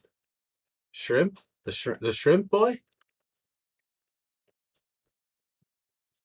Oh no shit, look at it. Yeah, it did. Hey, I know something sometimes. That's cool, man. I'm really happy for you. That's awesome. I'm glad. Get that shrimp, dude. All right. So FedEx, obviously there's not a lot of like power or momentum up here, but it is in the daily gap. So if you go to the daily here, you can see it's actually not at the daily gap, excuse me. It is getting to the daily gap at 235. So that is right now, I think you're going to make that $4 move to the upside. And once you get there, you're going to be at that downtrend. You would need to break back into this channel in order to go and fill that gap. That gap gets filled at 248.24. So at the moment here, you did have this little break and downtrend. That's where you're at now. These candles are incredibly weak, running on really low volume. So you could see either a crack down with the rest of the market, back down to 225. And then maybe you get a little, just continue to kind of trade in this range for the time being. So, but right now you're making your way up. I think you finished with an hourly flag ish. But again, there's not a lot of strength up here for FedEx, and this is definitely a level that it needs to hold. 228.50.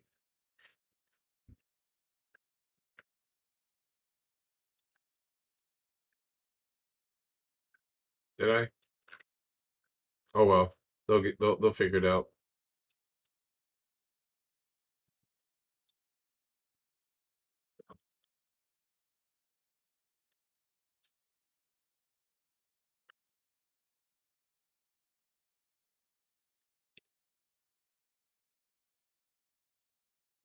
Right. Love had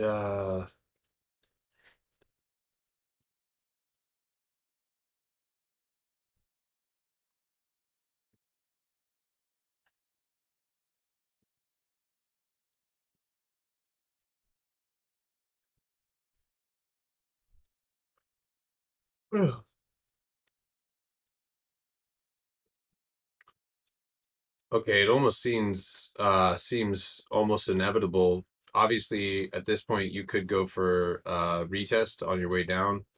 Like right here, you go and retest at the same level that you broken. You could go see a retest of $50, maybe even tomorrow. If you gap up, that would definitely take care of that. Otherwise, at the break of today, 48.80, I would anticipate at a minimum a tap here for love, and that's going to be at that same low of 47.25. Now, at that point, right, you're getting a pretty harsh rejection here. At that point, it's either a question of retesting the supply or the demands of 49.50 and then breaking to the downside, right, which could have you down here to this other supply zone. So right here, look at that. Beautiful. Crikey. Rest in peace. So this is kind of what I would be speculating on love here as unfortunately a move to the downside below 47 not that would only be if you do break below 47. So I'll give you, your bearish or your bullish attempt here would be to bounce back up, right? And maybe go for another retest. So could bounce back up like that.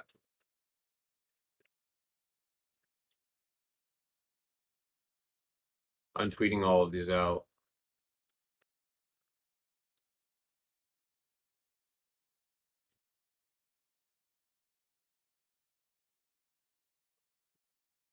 Oh, I forgot the fucking time on that one. I'm the worst.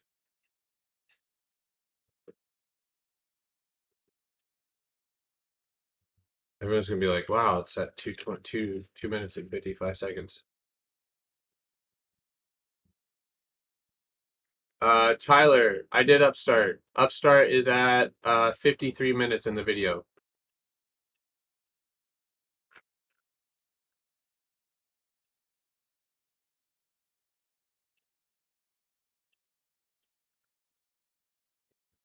Okay. My PLTR analysis has remained the same. It has not changed. It is the simple. We're fighting the A point of control, right here. That I do think inevitably, PLTR is probably going to go down, guys. What happened on earning or with the government news or whatever is what you saw as a retest of support that you broke. So if you go look at the daily, you'll see that this candle here, right? If I go and fix it because it just adjusted itself because I changed time frames, that happens. So look at where that candle is. Do you see how the 9-day moving average support and that candle top all in the same area? That's why. So you retested the very same down, so support turned into resistance. You rejected that mark, 25, and then you ended up, now you're kind of curling. Now, the curl today, you ended up getting that engulfment pattern. So it's my guess that below 24, tomorrow you'll see 23.65, and then eventually you could retest 23. This is a rejection. So in my opinion, this is more of a bear flag for PLTR. And of course, I'm a PLTR bull, and through the crash, through whatever, I'm gonna hold these shares and dollar cost average them because they are and should be treated as if that is within your if that's not financial advice, but if it is the way that you feel about the stock, if it's similar to the way that I feel, to me it's a long hold. But I think $20 is kind of inevitable at this point.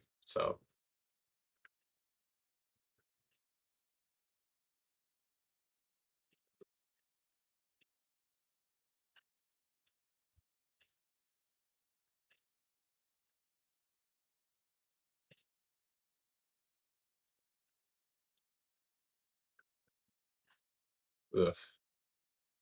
Now, of course, the 9-day moving average is going to play up to obviously going to hold that up. So just watch for that break. But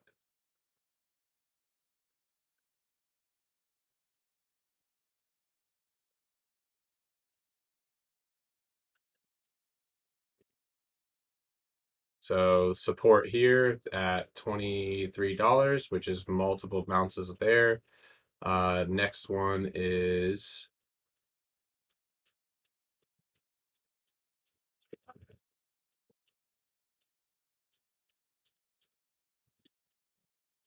21 bucks. So I expect a pullback, a retest of the 200 EMA, and then a breakdown going into earnings. So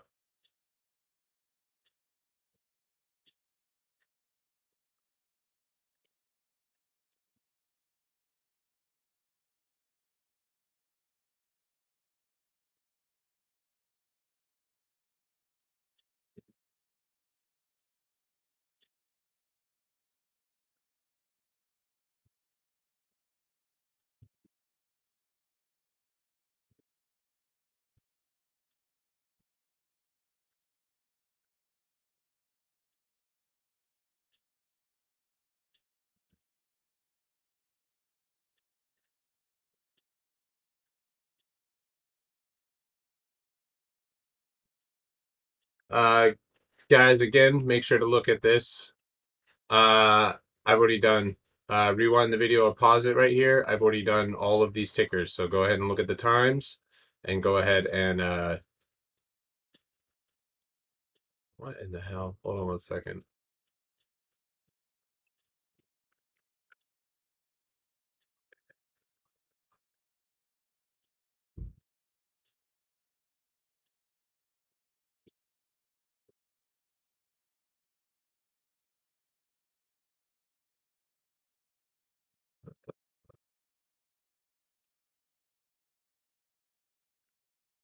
What have I done? Why?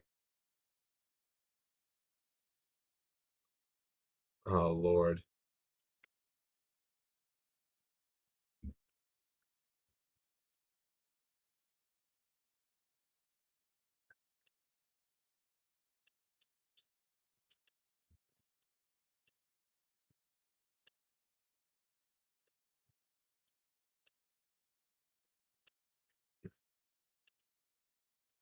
No, I have not. Just look at the chart. Look at this. All right. So I've done all of these actually. I think I forgot to mark that one again. Oh well.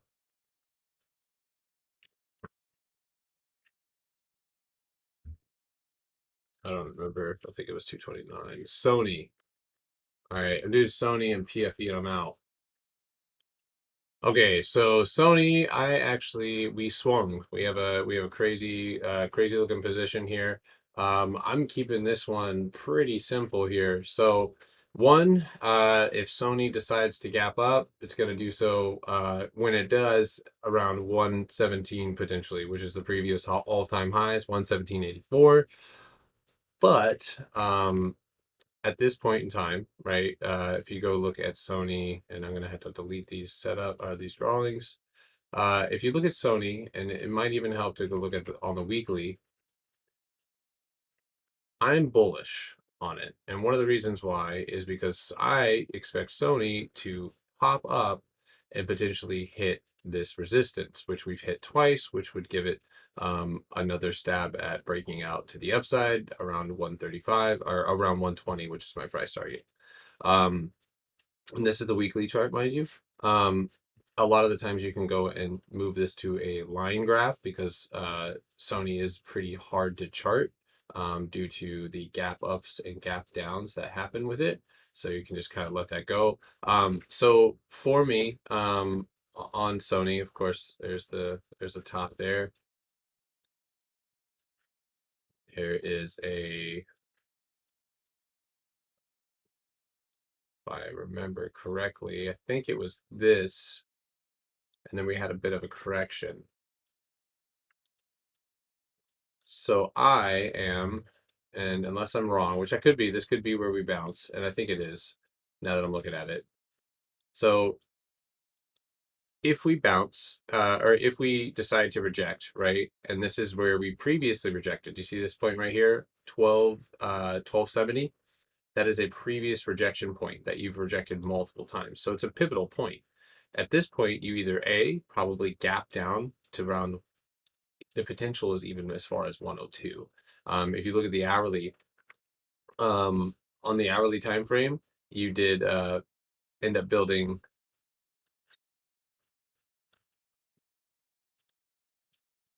volume. Oh God, I better turn that alert off.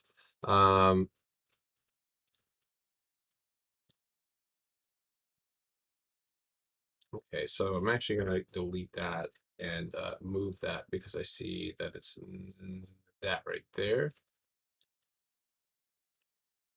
So I see, and so does a couple other people, admins in the chat. We're seeing a potential rising wedge right here on Sony. So Sony either A, probably either gaps down. It does have earnings. That is next week. So we could stay in range, but right now I have a little swing set up on it. So no.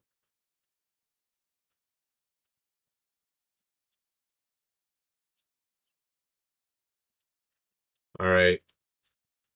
Pfizer, and I'm out, guys. I'm excited to see it. Hopefully Sony doesn't open up flat. That would suck. Oh well, but it would suck. There it is. Oops, I was already there. Go back to the candles. All right, so as far as Pfizer is concerned, I have this downtrend here. I'm running it off of these angles. I think that's currently where we're at, or where we're heading to. This is the retest. I think I talked about this the other night. How Pfizer would likely go and retest 43. That's what you're seeing. If you reject 43, then I would imagine a pullback again to 42.25, and you chop into support. Otherwise, if you can push up and get to the 43.35, I would anticipate potentially running up into resistance. There is also the possibility that this is a shoulder and that is the head, and then maybe you pull back right here and you make an inverse head and shoulders going into earnings. So, okay, that's it. I'm out. Thank you guys. Have a good night. I will post this for you guys to look at later on. I did Neo tonight as well. Obviously, we'll have a little bit more organization. This was kind of off of a whim. I am exhausted. So I really got to go to bed. But hopefully, you guys have a good night. If you guys have any questions, you guys can DM me. I'm not going to be going to sleep immediately. So if you have any questions about the Patreon, about the Discord, about the YouTube channel, about anything like that, be sure to reach out on the Discord or whatever. And I'll talk to you guys soon. Thank you. Peace. No, I'm not going live tonight. I'm done for the night. I'm stopping now. So, but anyway, see you guys.